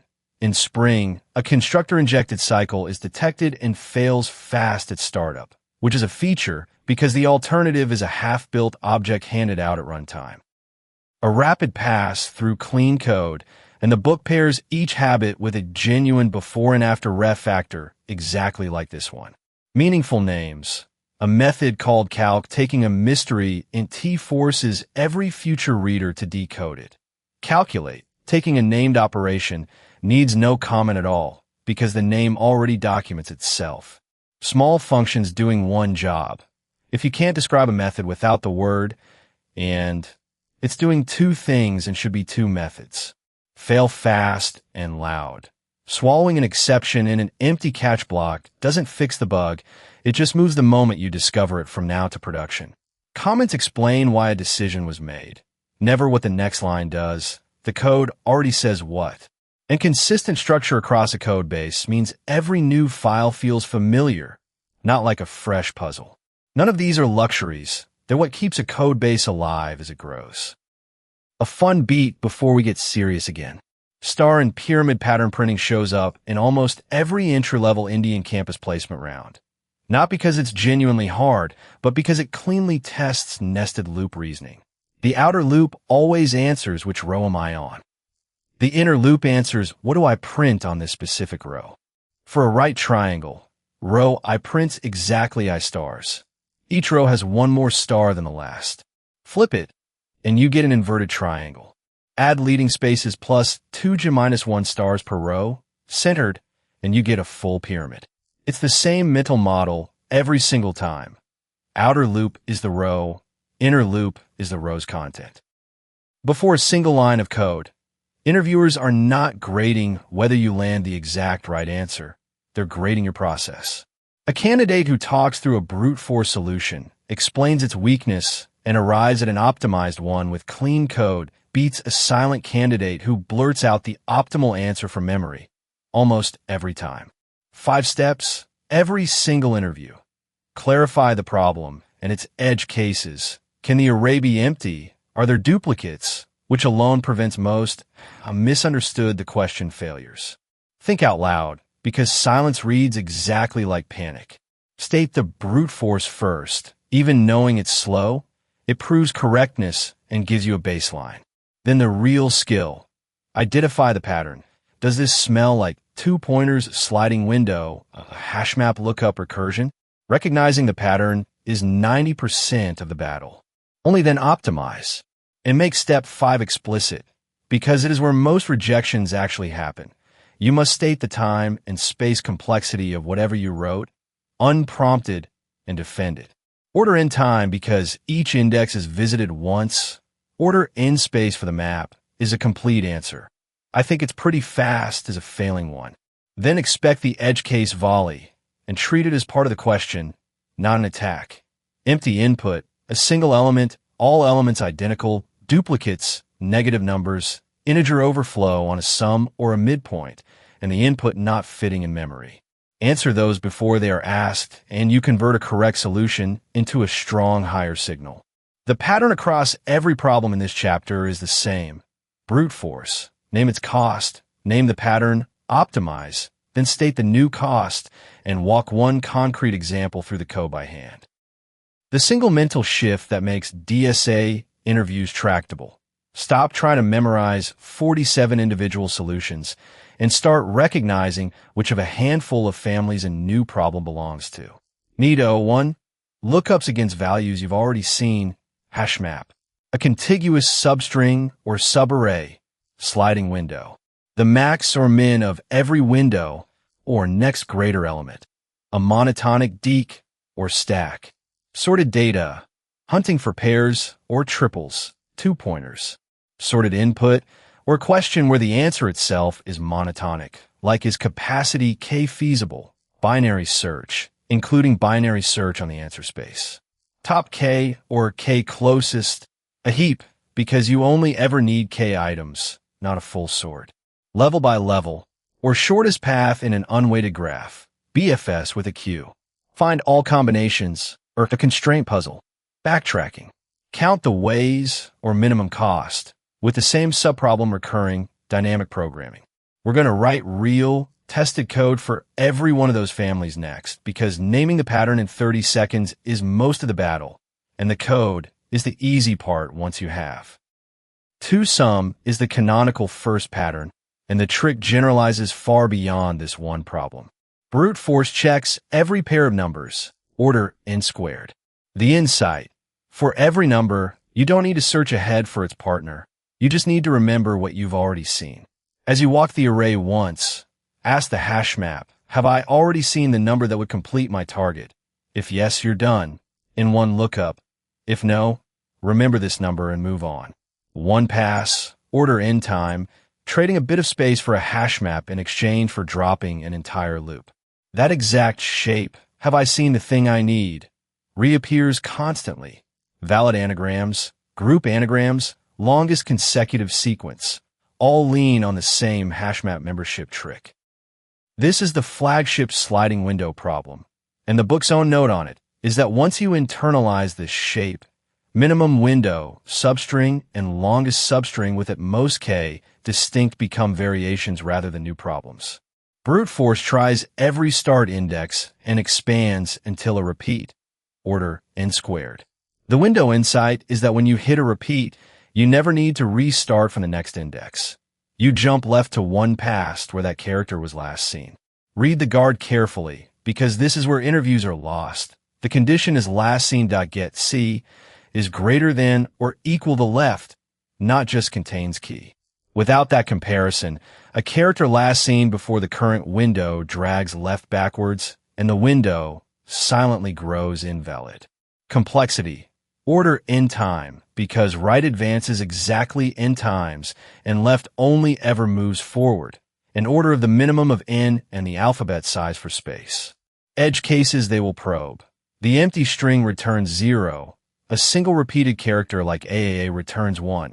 And if the input is Unicode rather than ASCII, you cannot assume a fixed 128-slot array, which is exactly why this solution uses a HashMap instead. This one shows up constantly, and it is the pattern that separates strong candidates, because the book's note is exact. It tests whether you can maintain a structure that throws away provably useless information. Brute force scans every window, order n times k. A max heap gets you to n log k, but cannot cheaply remove the element that just fell out of the window. The monotonic deque gets you to order n. Two rules, both visible here. Rule 1. If the index at the front is older than a minus k, it has left the window, so drop it. Rule 2. The key insight. If the value at the back is smaller than the value arriving now, that older element can never be the maximum again, because the new one is both larger and will stay in the window longer. So evicted. The deque therefore holds indexes whose values are strictly decreasing, and the front is always the current maximum. Say the amortized argument out loud, because interviewers wait for it. The inner walls look like they nest, but every index is pushed exactly once and popped at most once. So total work is bounded by 2n. Store indexes and not values, or you cannot tell when something expires. Edge cases. K equals 1 returns the array itself. K equals n returns a single global maximum, and the result array has exactly n minus k plus 1 entries. The book's framing is the whole point of this problem. It is the standard test of whether you reach for a heap when you only need the top k of something instead of oversolving with a full sort. 2 phases. Count frequencies in a HashMap, order n. Then walk the distinct keys, pushing each into a priority queue and immediately popping whenever the size exceeds k. Notice it is an MIN heap ordered by frequency, which feels backwards until you see why. Capped at size k, the smallest frequency sits on top, so the one you evict is always the one that least deserves to be in the answer. That gives order n log k, which beats sorting all distinct keys at n log n. And when k is small, which is the whole premise of a top k question, log k is nearly constant. Be ready for the follow-up, because it is asked almost every time. Can you do better than n log k? Yes, bucket sort. Frequencies are bounded by n, so you can index an array of lists by frequency and walk it downwards, giving genuinely linear time at the cost of order and extra space. Edge cases. K equals the number of distinct elements returns everything, and ties and frequency mean the problem must tell you whether any valid answer is acceptable. Ask. Lowest common ancestor is the flagship example of a recursion shape that shows up across half of tree problems. Return information up the call stack instead of trying to track it top-down.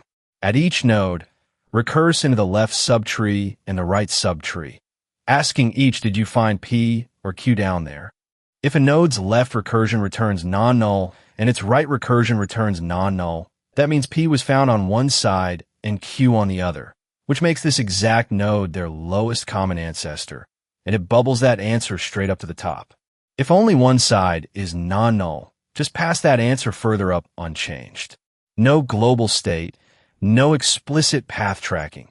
The recursion itself carries the answer home. The book's note is that BFS with a Q is the standard technique whenever a problem needs level or distance information, and that it generalizes directly to shortest path in an unweighted graph, which is why this small problem is worth real attention. The mechanism people miss is the size snapshot. A Q on its own gives you node order, but no level boundaries, because as you pop a node, you immediately push its children into the same queue. So at the top of each outer iteration, you capture Q.size. That number is exactly how many nodes belong to the current level, taken before any of their children are added, and then you drain precisely that many. Complexity, order n times since every node is enqueued and dequeued once.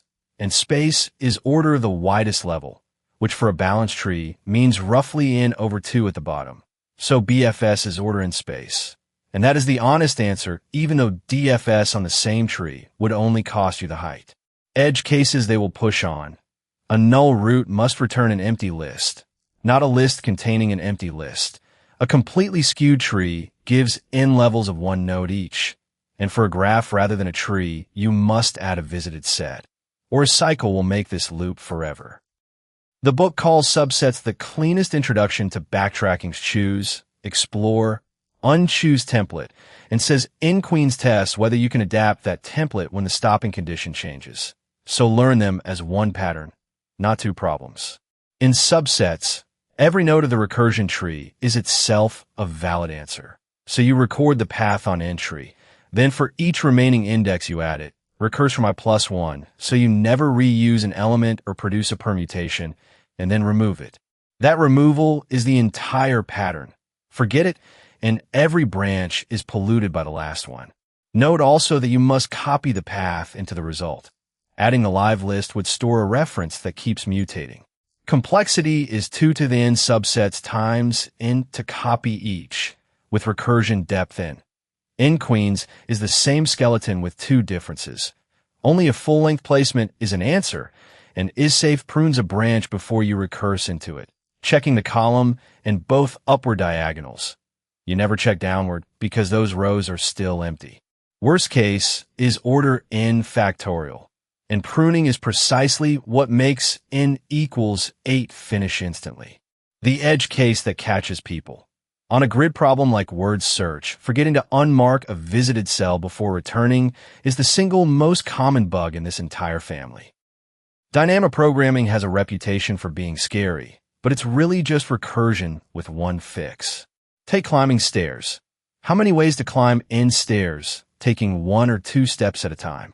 The plain recursive solution calls climb stairs of 4 and climb stairs of 3 from the top, but climb stairs of 4 itself calls climb stairs of 3 again from a completely different branch.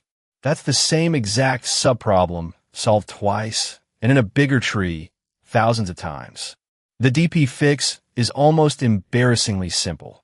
The first time you solve climb stairs of 3, cache the answer in an array called memo. Every subsequent call for that same in checks the cache first and returns instantly instead of recomputing the whole subtree. That one change, cache what you've already solved, turns an exponential recursion tree into linear time, and it's the entire idea behind every DP problem in this chapter, from coin change to edit distance. 2 DP problems that between them cover most of what gets asked. Coin change is the unbounded knapsack shape, each coin reusable without limit, and the module gives it both ways, top-down with a memo array and this bottom-up table. Read the 2 tricks. Filling with amount plus 1 is a stand-in for infinity that can never overflow when you add 1 to it, which a real integer .max_value would. And the final comparison, DP of amount greater than amount, is how you detect unreachable without a sentinel. Complexity is amount times the number of coins, with order amount space. The classic trap, greedy, always take the largest coin, is wrong for coin sets like 1, 3, and 4 making 6, and saying that out loud is exactly the considered and rejected the obvious alternative signal interviewers grade on. LIS is the gateway sequence DP problem, and the book says being able to explain both versions in one interview is a strong positive. The order n² DP is the obvious one. DP of I is the longest run ending at I. The clever one keeps a tails list where tails of I is the smallest possible tail of any increasing subsequence of length I plus 1, which is automatically sorted, so binary search finds where each number belongs. Java's collections.binary search returns a negative value when absent, and minus the result plus 1 converts it to the insertion point. State the caveat, because it is the follow-up. The length is correct, but the tails list itself is not necessarily a real subsequence of the input. The companion code for this chapter ships 47 problems. Each is a small class carrying a brute force solution, an optimized one, or both, whichever the problem actually calls for, and every single one proven correct by a matching GUnit 5 test class against real edge cases. They're grouped as arrays and strings, then hashing and 2 pointers, then stacks, queues, and linked lists, then trees, graphs, and backtracking, then dynamic programming and greedy. Work through them in that order, because each family builds pattern recognition muscle the next family assumes you already have. The actual goal was never to memorize 47 answers. It's to walk into problem 48, one you've genuinely never seen, and recognize within 30 seconds which of these 5 families it's secretly wearing a disguise as. Every backend engineer eventually answers 2 deceptively simple questions for every request. Who are you, and what are you allowed to do? The first is authentication, proving identity. The second is authorization, controlling access once identity is established. Confusing them is one of the most dangerous mistakes a junior engineer makes. A system can authenticate someone perfectly, know exactly who they are, and still leak data if authorization is sloppy. Think a logged-in bank customer who can view someone else's account balance just by changing a number in the URL, because nobody checked whether this user is allowed to see that account. Sessions and JWTs solve the same problem, proving identity on every request from opposite directions. With a session, the server holds a record, looked up by an opaque cookie value. Logging out deletes that record, and access is revoked immediately, everywhere. But that server-side state means scaling across many instances needs sticky routing or a shared store like Redis. A JWT flips it.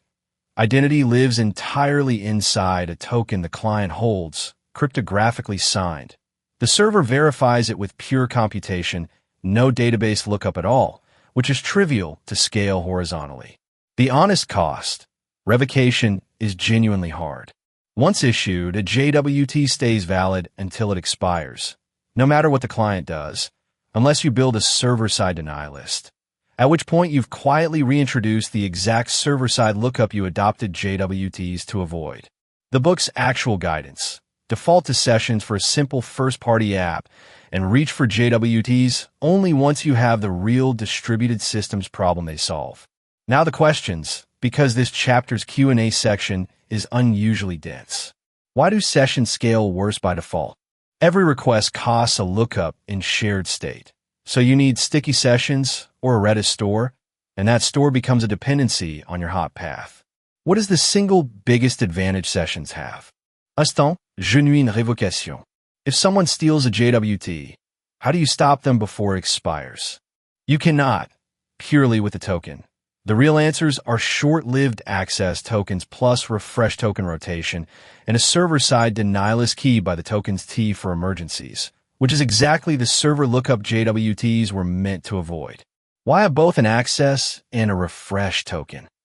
So the token sent on every request can be short-lived and low damage, while the long-lived one is sent rarely, stored more carefully, and can be revoked centrally. Why prefer RS-256 over HS-256 beyond a single trusted backend? HS-256 is symmetric, so every service that verifies a token can also mint one. RS-256 signs with a private key and lets everyone verify with a public key, so a compromised resource server cannot forge tokens. What breaks in an algorithm confusion attack? A server that trusts the alg header from the token itself. An attacker switches RS-256 to HS-256 and signs with your public key as the HMAC secret. Always pin the expected algorithm server side and never accept none. And 2 cookie questions. HTTP only stops JavaScript reading the cookie, so it defends against token theft via XSS, but does nothing against CSRF because the browser still attaches the cookie automatically. Same site is what addresses that, with lax allowing the cookie on top-level navigations and strict withholding it even then. Here is the single most misunderstood acronym in web security, so let's state it exactly. OAuth 2.0 is an authorization framework. It answers, can this third-party app do this specific thing on my behalf? Not who is this user. Think valet parking. You hand over a valet key that starts the car and won't open the trunk. The valet learns nothing about you. They just get a narrow capability. That valet key is the access token. It proves permission, not identity. The authorization code flow. Your app redirects the browser to Google's own authorization server with a client ID, the scopes you want, and a random state value that protects the flow itself from CSRF. Google shows login and consent. The user's password never touches your application. On approval, it redirects back with a short-lived, single-use authorization code, not a token yet. Your backend then exchanges that code plus your client's secret over a direct server-to-server back channel for the access token. That split matters. The front channel is the browser and everything running in it. The back channel is invisible to it, which is exactly what keeps the powerful token out of the address bar. And for mobile apps and single-page apps, public clients that cannot keep a secret because anyone can read it out of the app bundle. PKC, proof key, for code exchange, replaces that static secret. The client generates a random verifier, sends only its hash up front, and proves it started the flow by producing the original verifier exchange time. And to be precise about the version claim, because it's the kind of thing an interviewer checks, OAuth 2.1 is still a draft, but it does require PKC for every client using the authorization code flow. Confidential clients included, not just public ones. And the current draft text says clients must use a code challenge and verifier, and that authorization servers must enforce it. Every major identity provider already treats it as the default. 2 more questions the book asks here. Why must SBAs and mobile apps use PKC rather than the plain flow? They are public clients. Anyone can extract a shipped secret from an app bundle or a JavaScript file. So a static client secret proves nothing, and PKC replaces it with a per-request proof that only the process which started the flow can produce. When is the client credentials grant right, and when is it wrong? Right for machine-to-machine calls where the service itself is the actor and there is no user at all. Wrong the moment there's a user on the other end, because it carries no user identity, and you would be inventing your own authorization scheme on top. Now the correction that matters most, because it's the single most common OAuth misconception in the entire book. People say we log users in with OAuth. What they actually mean and what they should actually implement is ODC OpenID Connect. OAuth 2.0 on its own is delegated authorization. It says nothing standardized about identity, and treating a raw access token as proof of who someone is the number one real-world misuse.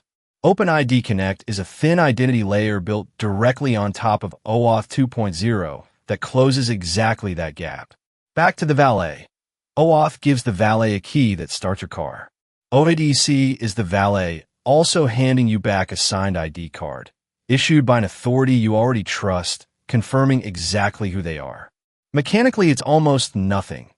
Reuse the identical authorization code, plus PKC flow, and add one scope. Open it, usually with profile and email alongside. Now the token response includes, next to the access token, an ID token, a JWT signed by the authorization server, carrying standardized claims, the stable unique user ID, plus ISS, ID, EXP, and if you asked, email and email_verified. And the two tokens have genuinely different audiences. The access token is for the resource server. Here's what this app may do. The ID token is for your client to consume. Here's proof of who authenticated. Verify its signature, issuer, audience, and expiry locally, exactly as rigorously as any other JWT, and never forward an ID token to an API as if it were an access token. In Spring Security, OAuth 2 login already implements all of this automatically the moment your configured scope list includes OpenID. That one word is the entire difference between plain OAuth and real login. 3 questions, and the first 2 are almost guaranteed in any security round. Is OAuth 2.0 an authentication protocol? No, it is a delegated authorization framework, and treating it as authentication is the classic mistake. If a request carries a valid OAuth access token, can you assume you know who the user is? Also no, an access token is a capability. It may be opaque, it carries no standardized identity claim, and it may not represent a user at all under client credentials. If you need identity, use the ID token or call the user info endpoint or introspect. What is the mechanism that makes SSO feel instant on the second and third app?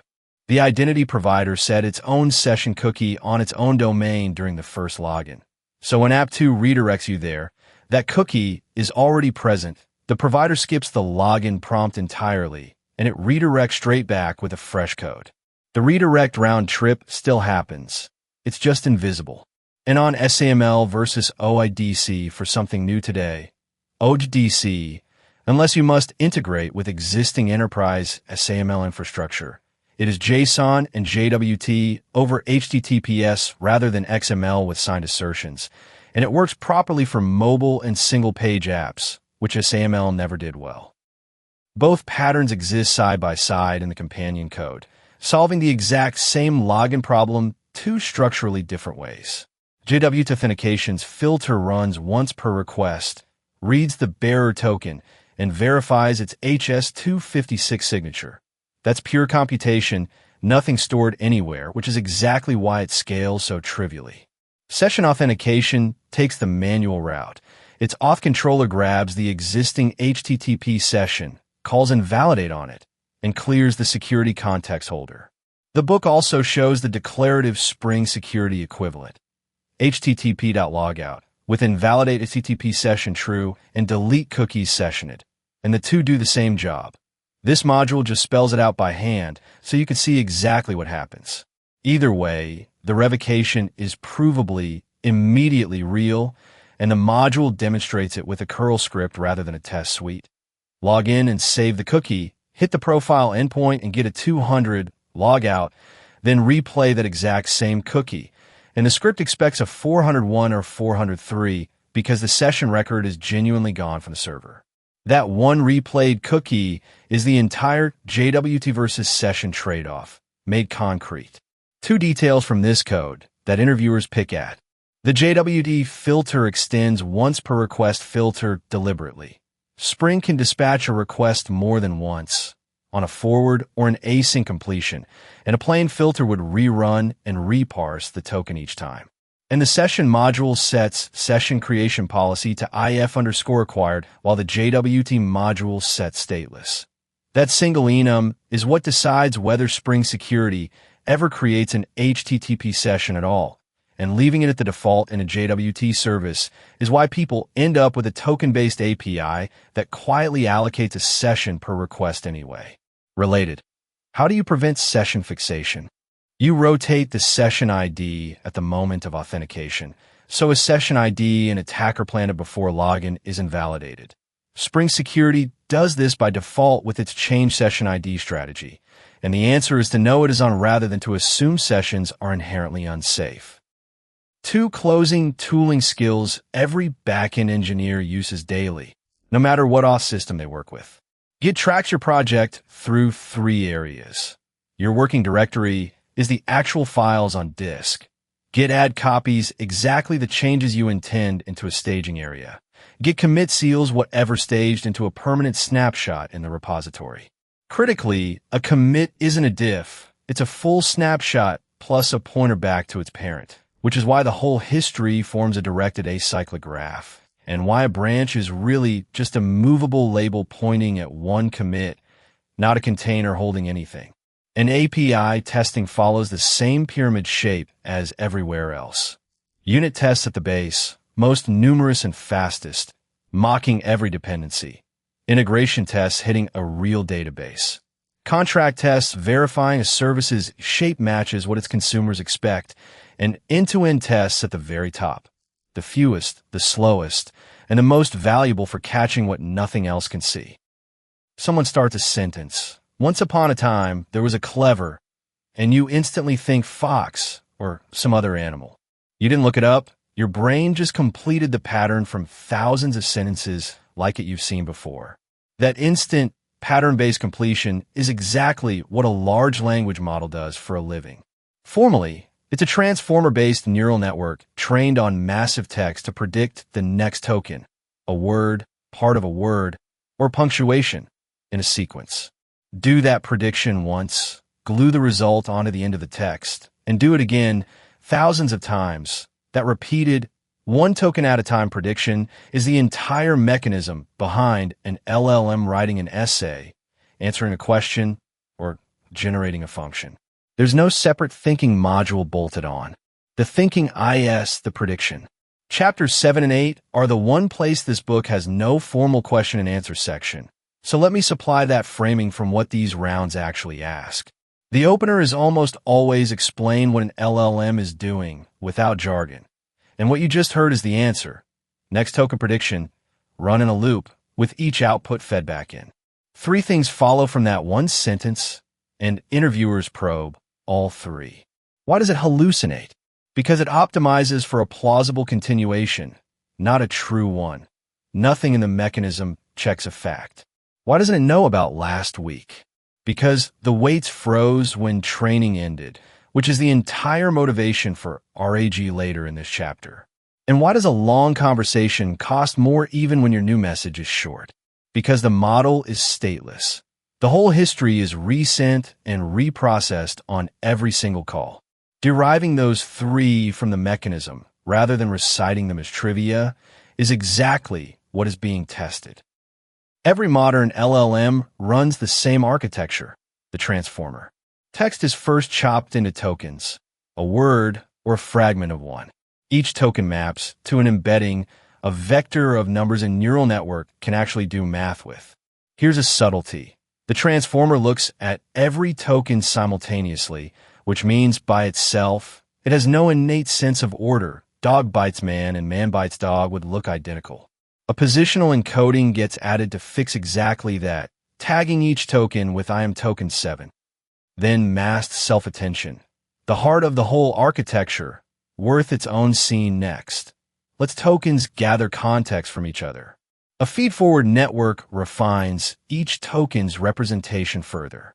And that whole block, attention plus feed-forward, stacks dozens of times. Each layer builds a deeper, more context-aware understanding of the text. Two of these steps get asked about far more than the rest. Tokenization, because it is where cost and correctness both live. You are billed per token.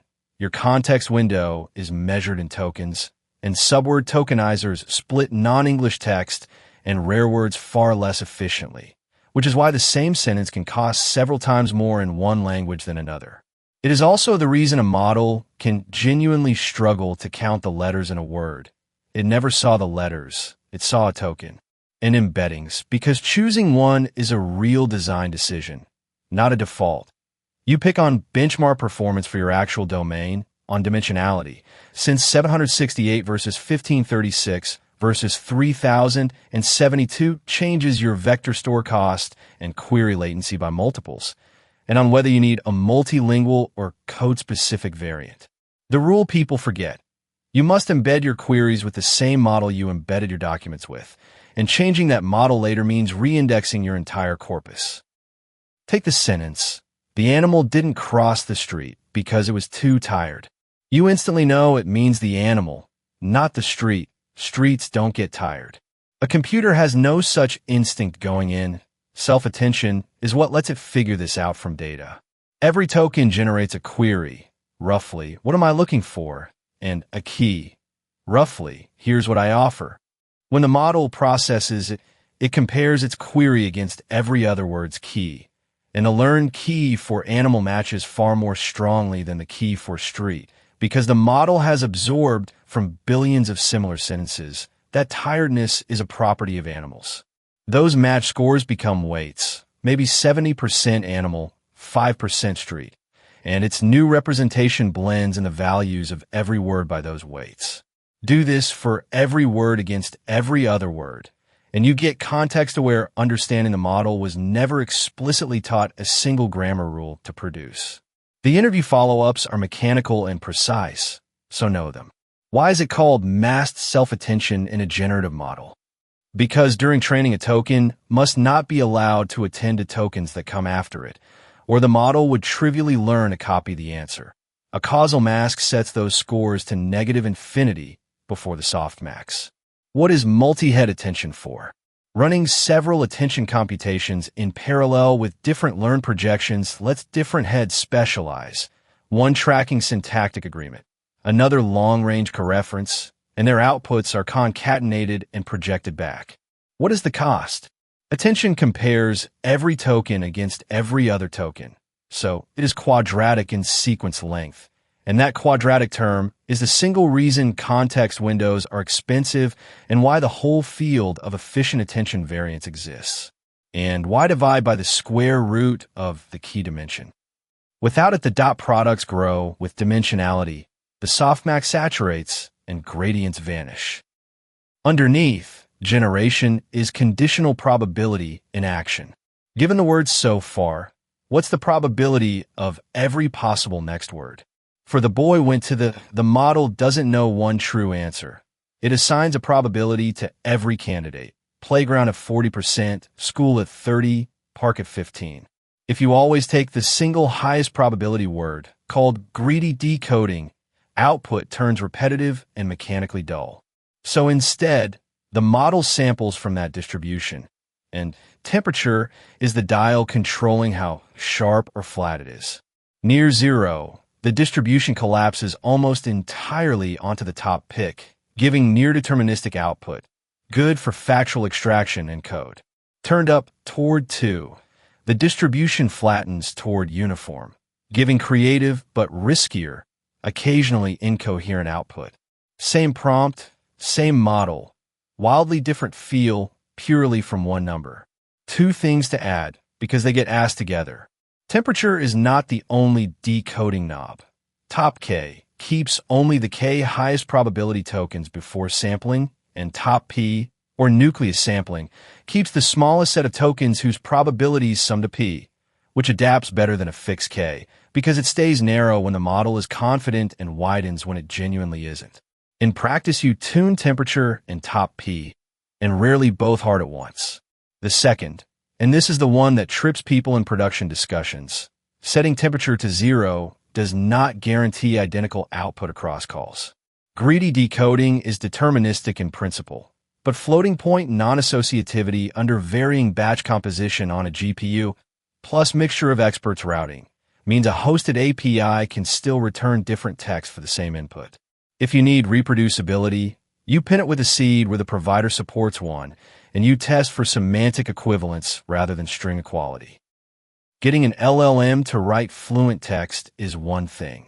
Getting it to reliably reason is another, and 3 techniques climb in sophistication. Chain of thought is the simplest and most used. Instead of asking for the answer directly, you add, let's think step by step, and the model builds intermediate results in the open before committing. This tiny addition routinely unlocks noticeably better accuracy on multi-step problems. Self-consistency embraces that a single chain isn't perfectly reliable. Ask the same question 5 or 10 times independently, and take the most common final answer. More robust at the cost of more calls. Entry of thoughts goes further still. Instead of one linear chain, the model explores multiple candidate next steps at every single point, branching into a tree, with weaker paths pruned and stronger ones expanded. Genuinely more expensive, but it recovers from an early wrong turn that would otherwise doom a plain chain of thought. The interview framing here is a trap worth spotting. Chain of thought makes the model reason better, true or false. The precise answer is that it gives the model more forward passes to compute in, and it makes the intermediate steps visible so errors are auditable.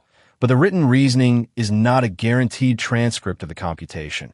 A model can produce a correct answer with flawed stated steps, and the reverse. So treat chain of thought as a technique that measurably improves multi-step accuracy and debuggability, not as proof of how it got there. The other thing to know, on reasoning-tuned models that already think internally, bolting let's think step by step on top adds cost and can actively hurt, which is a genuinely current distinction and a good one to raise unprompted. And the practical hierarchy to state is cost-shaped. Chain of thought is one call. Self-consistency is n calls for a majority vote. Tree of thoughts is a search with many more. So you escalate only when the accuracy gain is worth the multiple. Full fine-tuning at LLM scale is often outright infeasible. Fine-tuning a GPT-3 size model for just 10 customers could mean storing 3.5 terabytes of weights. LoRa, low-rank adaptation, is the industry's answer, and the trick is elegant. Freeze the entire pre-trained weight matrix W completely. It gets 0 gradient updates. All learning goes into a separate correction, decomposed into the product of 2 much smaller matrices, A and B, at a small chosen rank, commonly somewhere between 4 and 64. On a typical 4096 dimension layer, the full correction would need almost 17 million parameters. At rank 8, A and B together need only about 65,000, roughly 256 times fewer trainable values, for an update of the exact same shape. At inference, the output is just the frozen original pathway plus that small learn correction, which is also precisely why LoRa solves the storage explosion. The huge frozen base model is stored once, and each fine-tuned variant is just a few megabytes of adapter weights layered on top. The numbers from the original paper are worth carrying because they make the argument concrete. A GPT-3 scale checkpoint, 175 billion parameters, is about 350 gigabytes. And the paper reports reducing trainable parameters by a factor of 10,000 and GPU memory by a factor of 3. With a rank 4 adapter on just the query and value projections, shrinking that checkpoint from 350 gigabytes to about 35 megabytes. The standard interview follow-up is, so when do you fine-tune at all rather than using RAG? Fine-tuning changes behavior, tone, format, a domain style of reasoning, or reliably producing a rigid output shape. It is a poor way to teach facts because the facts are frozen into the weights the moment training ends, and updating one of them means training again. If the answer changes when your data changes, that's retrieval, not fine-tuning. Fine-tuning is like sending a student off to cram for months, then a closed book exam. Whatever wasn't in the textbook or changed since, they simply cannot know. RAG gives the model an open book exam instead. Let look things up on the fly and answer using what it finds. Under the hood, a vector database is what makes lookup possible at all. Every chunk of your knowledge base gets embedded into a vector capturing its meaning stored once. At query time, the user's question gets embedded with that same model, and an approximate nearest neighbor search finds the handful of chunks most similar in meaning, not keyword overlap meaning. Those retrieved chunks get slotted into the prompt alongside the original question, and the LLM generates its answer grounded in real, current, retrieved text, which both cuts hallucination and means you never retrain the model just to keep it current. You just update what's in the store. Now, the question that separates people who have built RAG from people who have read about it. How do you know your RAG system actually works? You need to evaluate the retrieval stage and the generation stage separately because they fail differently, and the industry has converged on 4 metrics. On retrieval, context precision of what you retrieved, how much was actually relevant, and context recall of what was needed to answer, how much did you retrieve at all. On generation, faithfulness, which decomposes the answer into individual claims and checks each one against the retrieved chunks, catching the model inventing something the documents never said. And answer relevancy, which checks the answer actually addresses the question asked. Those are what frameworks like RAGs compute, using an LLM as the judge. And the diagnostic value is in reading them as a panel. Low context recall means your chunking or your embedding model is wrong, while high recall with low faithfulness means retrieval is fine and the generation prompt is letting the model wander. We eyeballed a few answers and they looked good is the answer that fails this question.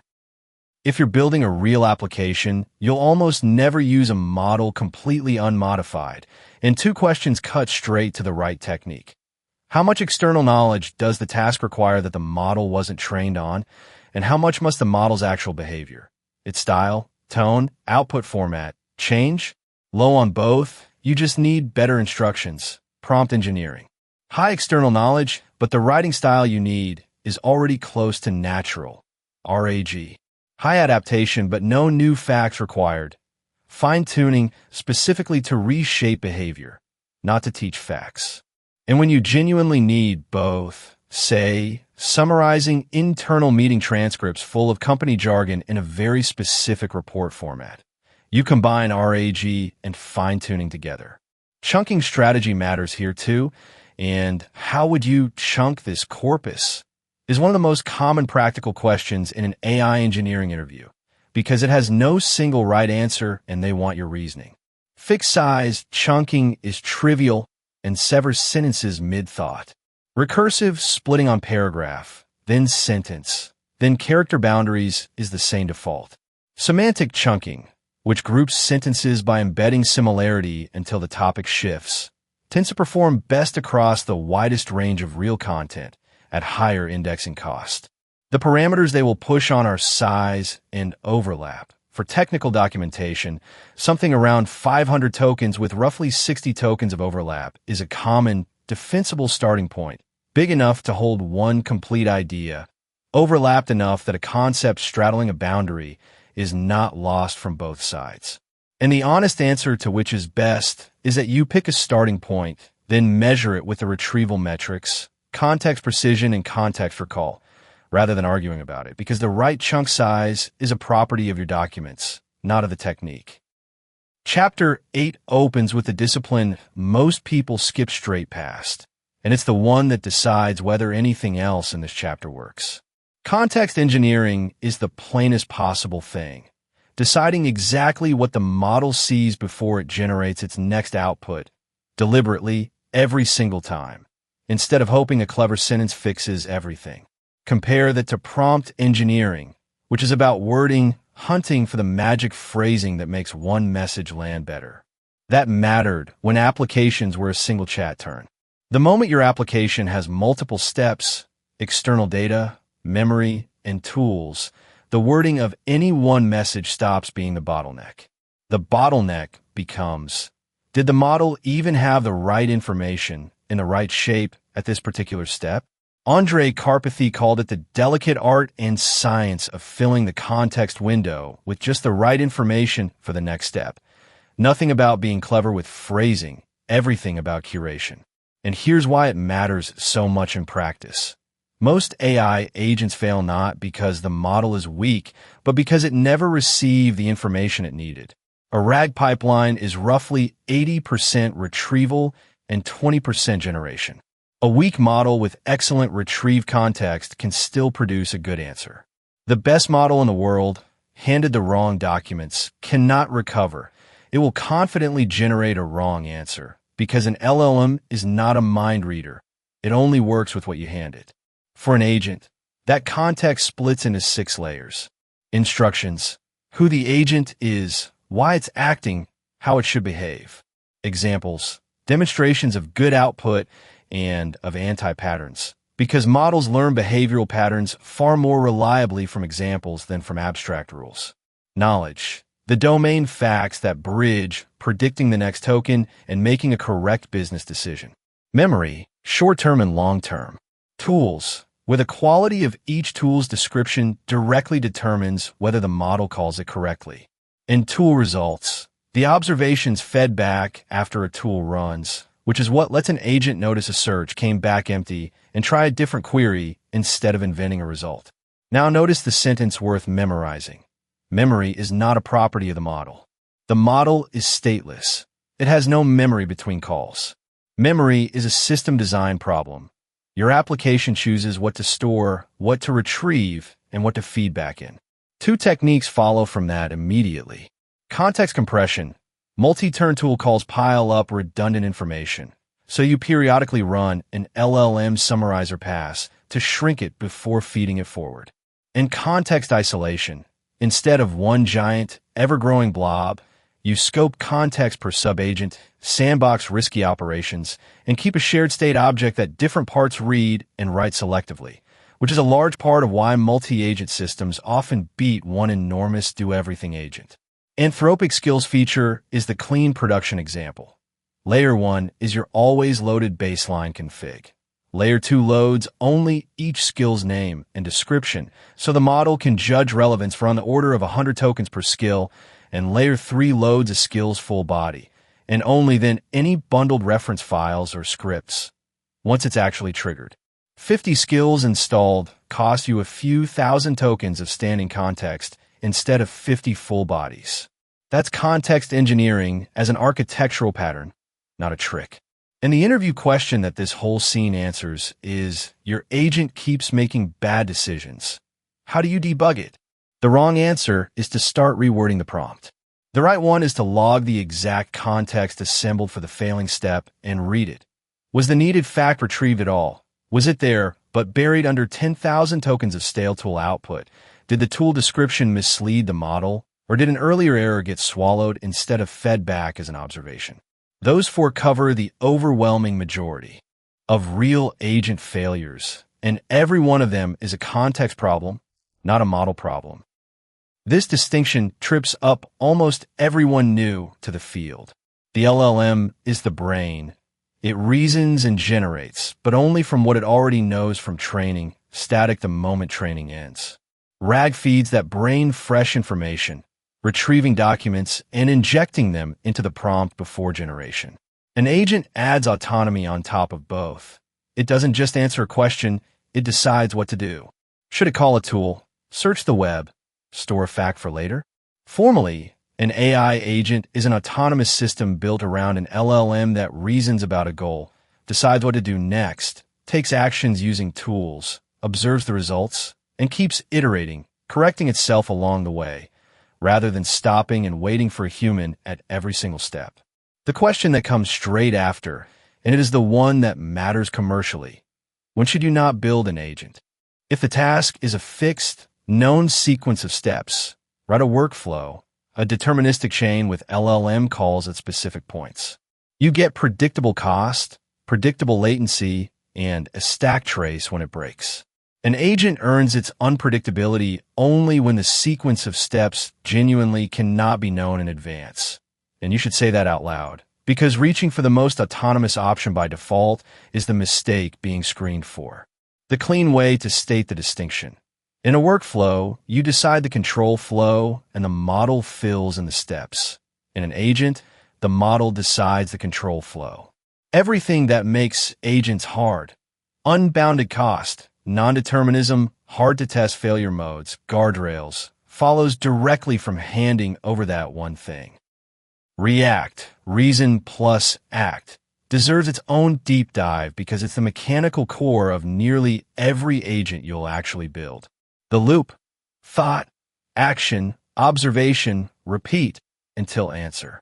Watch it solve, what's the population of India plus Japan? Thought, I need India's population first. Action, call lookup_population on India. Observation, the tool returns a number. Thought, now I need Japan's. Action, look it up. Observation, another number. Thought, now add them. Action, call the math tool. Observation, the sum. Answer, the combined total. Notice the model never just answers outright. It states what it needs, takes an action in a format the surrounding program can parse. The driver code executes it and feeds the result back in as the next message, and the model resumes reasoning with genuinely new information available. That loop, however it's parsed under the hood, regex in a toy version, structured function calling in production, is the entire mechanism. 3 questions that follow, and they are the practical ones. What stops this loop running forever? Nothing intrinsic, which is why every production agent has a hard cap on iterations, a wall clock budget, and a token budget, and treats hitting any of them as a failure to report rather than a state to hide. What happens when a tool call fails? You feed the error back in as the observation, in plain language, because the model can genuinely recover from no results found for that query by trying a different one. Swallowing the error and returning nothing is what produces a confidently invented answer. And why does the tool description matter so much? Because the description is the only thing the model sees when deciding whether and how to call it. A vague description is indistinguishable from the model's point of view from a tool that does not exist. The other failure mode worth naming is tool overload. Past roughly a couple of dozen tools, selection accuracy degrades, and the fix is fewer, better described tools per agent, or a router that narrows the set before the reasoning step. 6 principles separate a reliable agent from a demo that impresses once and falls apart in production. Role-playing. A generic AI assistant gives vague answers. Framed explicitly as a senior contract lawyer, it responds with sharper precision. Focus. More responsibilities does not mean better results. It means inconsistency. Specialized agents consistently beat generalists, so use several narrow agents rather than one that does everything. Tools let it reach outside its training data, but more tools isn't automatically better, as we'll see with tool overload. Cooperation.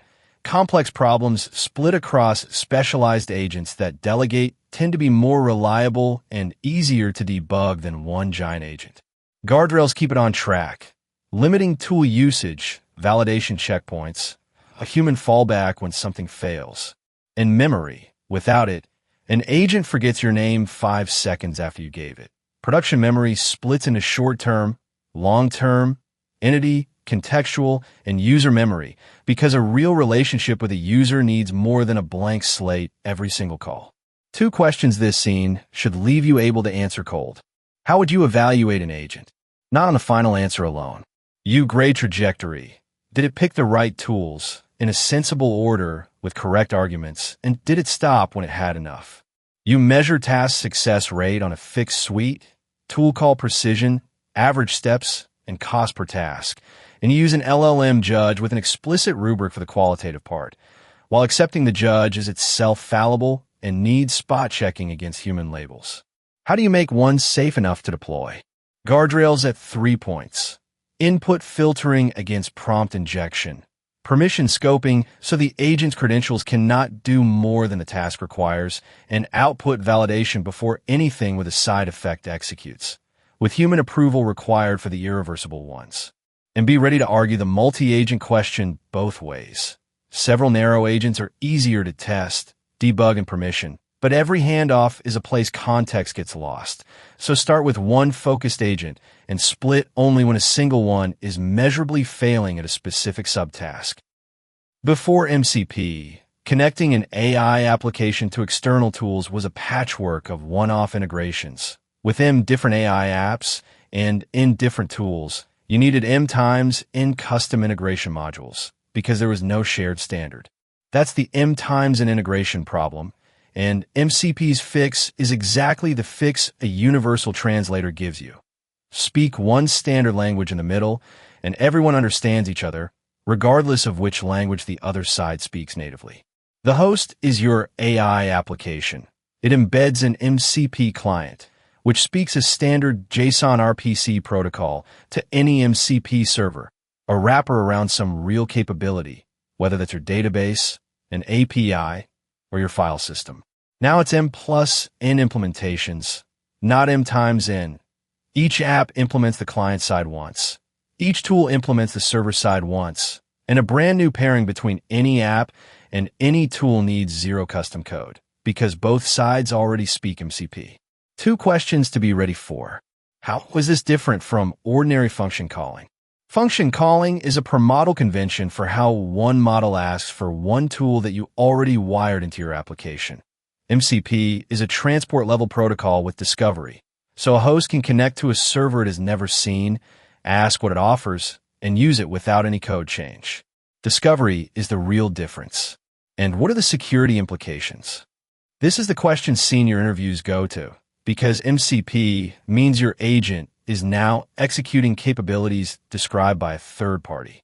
The concerns are prompt injection through tool descriptions and return content, overbroad permissions on a server you did not write, and the confused deputy problem where the agent's credentials are used to do something the user never authorized. The mitigations are the ordinary ones. Least privileged credentials per server, an explicit allow list of servers, human approval for destructive operations, and treating every tool result as untrusted input rather than as instructions. MCP gets dismissed sometimes as just another tool calling standard, and that undersells it. But the honest current answer has moved, so let's give a version an interviewer would actually check.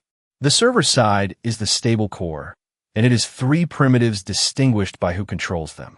Tools are model-controlled, functions with real side effects, described with a name, a description, and a JSON schema for their inputs. Resources are app-controlled, passive, read-only data addressed by URI. Prompts are user-controlled, instruction templates a person picks from menu. On the client side, elicitation, a server pausing to ask the user for a specific piece of structured input rather than guessing, was added in the June 2025 spec and stands. But this is where you need to be current. The stable specification today is dated the 25th of November 2025, and the July 2026 release candidate formally deprecates sampling, routes, and logging with a 12-month transition. Sampling's replacement is direct integration with the LLM provider's own API. Routes is replaced by ordinary tool parameters, resource URIs, or server configuration. Logging moves to standard error for STIO and OpenTelemetry for real observability. That same release candidate also removes the initialize handshake and session ID header entirely. So any server instance can serve any request, and you can put a plain round-robin load balancer in front, which, for a backend engineer, is the single most interview-relevant change in the whole protocol. Underneath all versions, it is still JSON RPC 2.0, and the official Java SDK is maintained in collaboration with the Spring AI team, not a third-party wrapper. Generating token 500 needs the key and value vectors for all 499 tokens before it. Recomputing all of them from scratch at every single step would be enormously wasteful, since a token's key and value never change once computed. The KV cache exploits exactly that. Cache them once, and at each new step only compute the key and value for the newest token, reusing everything else. That turns generation cost from growing quadratically with sequence length into something closer to linear. Now serve many users at once, and naive batching wastes GPU time waiting for whichever request in the batch needs the most tokens. VLLM solves this with continuous batching. admitting new requests and evicting finished ones on the fly instead of waiting for a fixed batch, and page detention, which manages the KV cache in small, non-contiguous memory blocks, borrowing the idea directly from operating system virtual memory paging, dramatically cutting wasted GPU memory from fragmentation. The numbers are worth knowing because this is a favorite senior-level question. Before page detention, serving systems pre-allocated a contiguous block for each request's maximum possible length, and most of it went unused, reported waste of 60 to 80% of KV cache memory. Page detention splits the cache into small, fixed-size blocks, typically 16 tokens each, held in a block table exactly like OS page tables, bringing waste under 4%. Less waste means more requests resident at once, which is what actually raises throughput. The VLLM paper reports 2 to 4 times the throughput of prior systems at comparable latency, with much larger figures quoted when continuous batching is included. And the block table structure buys something else for free. 2 requests sharing a common prefix, like an identical long system prompt, can point at the same physical blocks instead of duplicating them. That is prefix caching and is often the single cheapest cost reduction available in a production LLM service. This is what everything in the last 2 chapters looks like once it lands in real Java. A chat client is built once, with a question-answer advisor wired in through default advisors.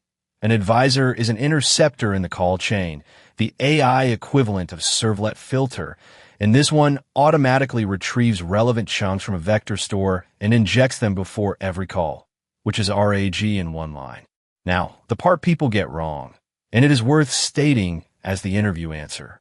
An ordinary method annotated at tool with a clear description is only a candidate. Annotating it does not, on its own, make it callable. Spring AI offers the model exactly the tools you explicitly register. So you also call default tools on the builder, which scans that beans at tool methods and attaches them to every request.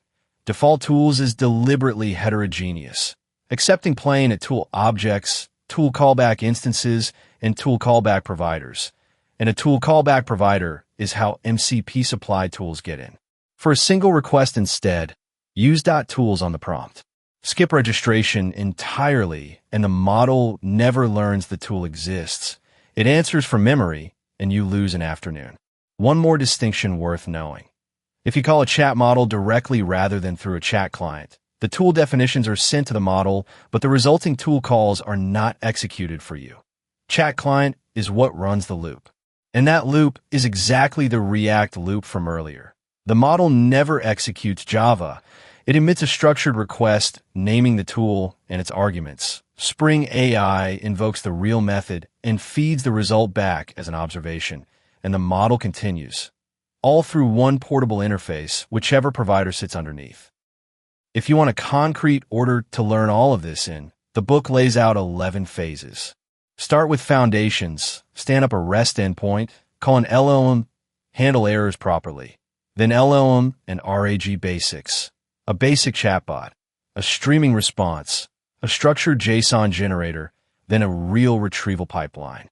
From there, real agent engineering, state graphs, tool integration, the React loop we just walked through, then workflows and orchestrators, chaining, routing, and multi-agent delegation. Then the phase most people skip and shouldn't, evaluator and optimizer. LLM is judge grading your own agent's outputs, plus human-in-the-loop approval for anything enterprise-grade. Then advanced RAG variants and genuine debugging and observability. And finally, production and scale, rate limiting, cost optimization, guardrails against prompt injection, and horizontal scaling. All told, roughly 1 to 2 months of consistent effort to go from 0 to genuinely strong, followed by production hardening, which honestly never really finishes for any live system. And if you're interviewing for an AI engineering role rather than reading for interest, the questions concentrate in 3 places, not on model internals. First, evaluation. How do you know it works? What do you measure? And what is your regression suite? This is where most candidates are thinnest, and it is the one the hiring manager cares about most. Second, cost and latency. Tokens in and out are your unit economics, so no prompt caching, streaming to cut time to first token, choosing a smaller model for the routing step, and batching. Third, failure handling. What happens on a rate limit, on a context window overflow, on a malformed structured output, on a tool that times out, retries with backoff, a fallback model, schema validation with a repair pass, and a circuit breaker on the provider, which is the exact same pattern from Chapter 2 applied to an LLM API. Notice that every one of those three is ordinary backend engineering. That is genuinely the point. The AI part is a dependency you call, and everything you already know about resilience, observability, and cost still applies. Before we close, the entire book, one line per chapter. Spring Boot. The class path decides what auto-configures, and the container owns your bean's whole lifecycle.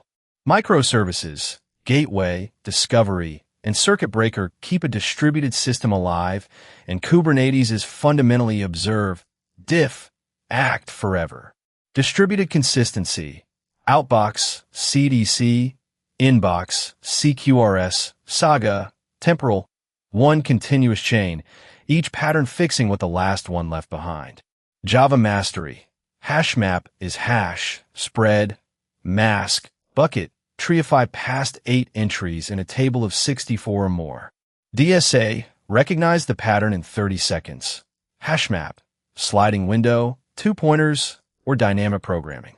Auth, sessions live server side with instant revocation, JWD's live client side, and are hard to revoke before they expire. And OAuth grants authorization while OIDC, with its open scope and signed ID token, is what actually logs someone in. AI foundations.